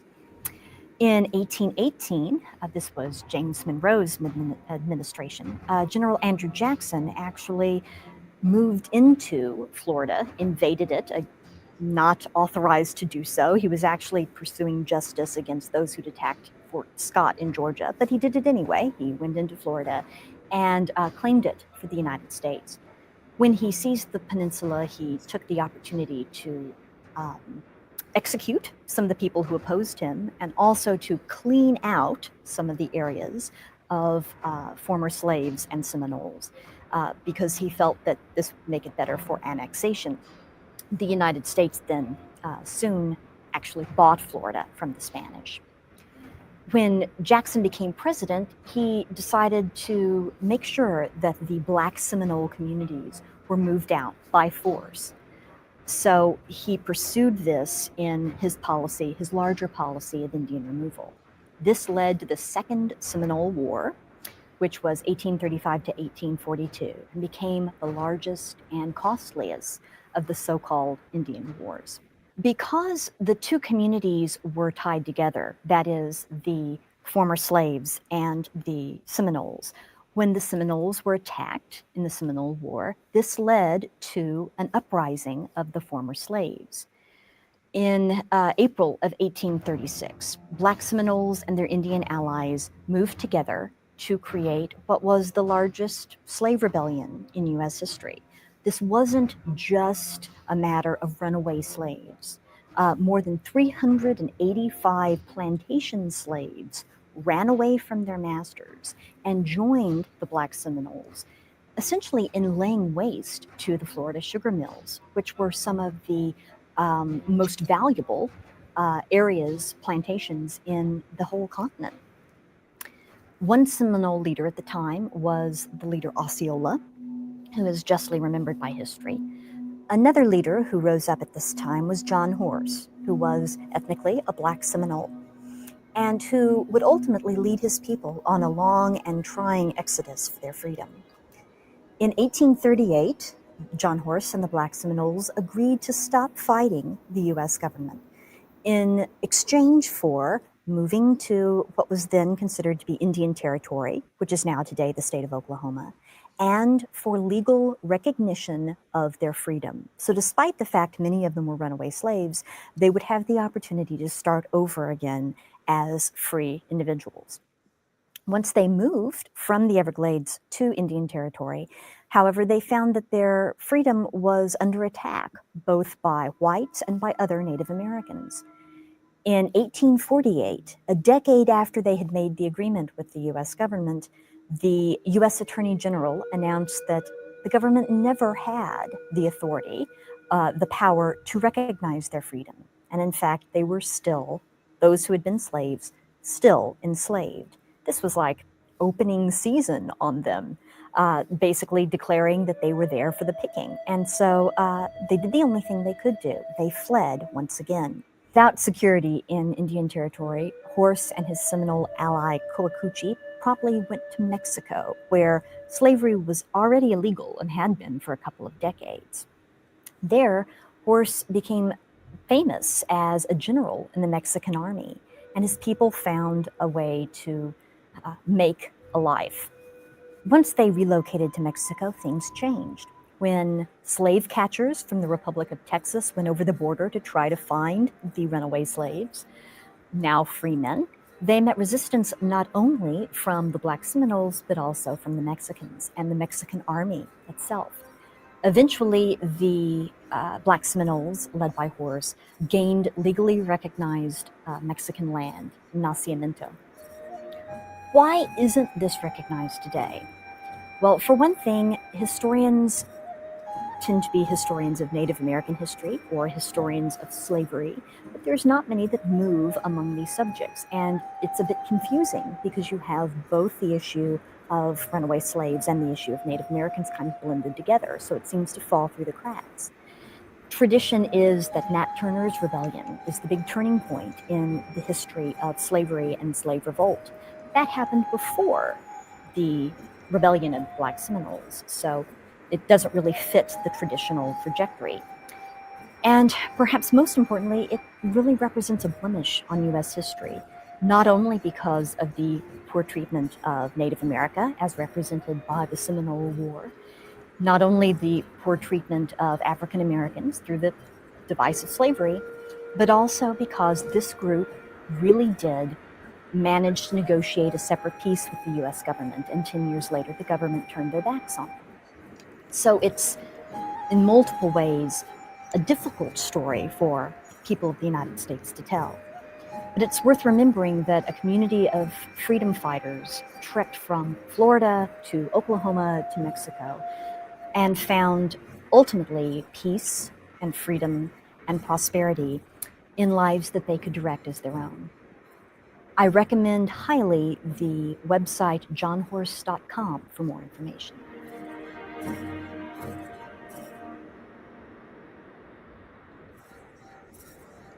Yeah.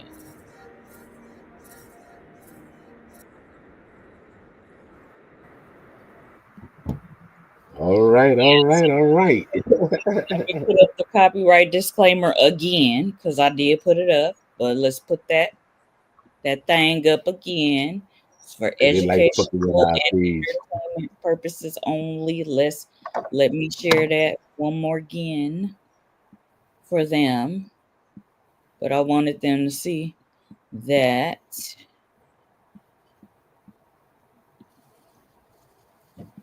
Yes, so. And then you know what get me, cuz? You know what get me? They be talking about, oh, they mistakenly called them Negroes. How the fuck you gonna mistakenly call somebody Negro? Right.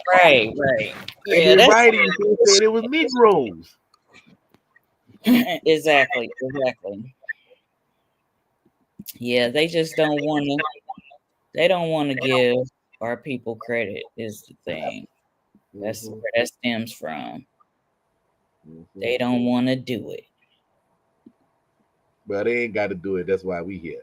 Right. Exactly. Yeah. Yeah. We are still here. We ain't going nowhere. Yeah, and this is that town she was talking about. And our special guest, Warrior Chief John Horse's niece, she was talking about this too. So I recommend y'all watch that podcast with his great niece, which is evidence that still here. Right. And with So, that being said, family, I thank y'all for tuning in. As y'all always do, next time bring a family member or bring a friend. Put it out there. Southeastern Talking Stick. We here to give information with love. with love, Yeah, with love. with love, huh? Sometimes it be tough, but it's still love. Yeah. Yeah, Because I'm I sure they're think gonna recognize that. But yeah, we wanted to bring this nobody. this finale to y'all. But it's really not final because 365 we celebrate our indigenous heritage. That includes the dark skinned indigenous heritage and Right. stories and traditions and facts. So thank y'all for tuning in. This is the last Sunday in February, but we're gonna be back. I'll post for sure on our social media platforms. We will probably be back March 9th. All Well, right. well, my gang that I mess with, they When is have Super Sunday? the Mardi Gras Indian first and last practice Okay. Sunday coming up. So I might go live. It all depends on. I'm gonna go see if I can go find me one of them little small tripods that I can sit my phone on. You know what I'm Okay. saying?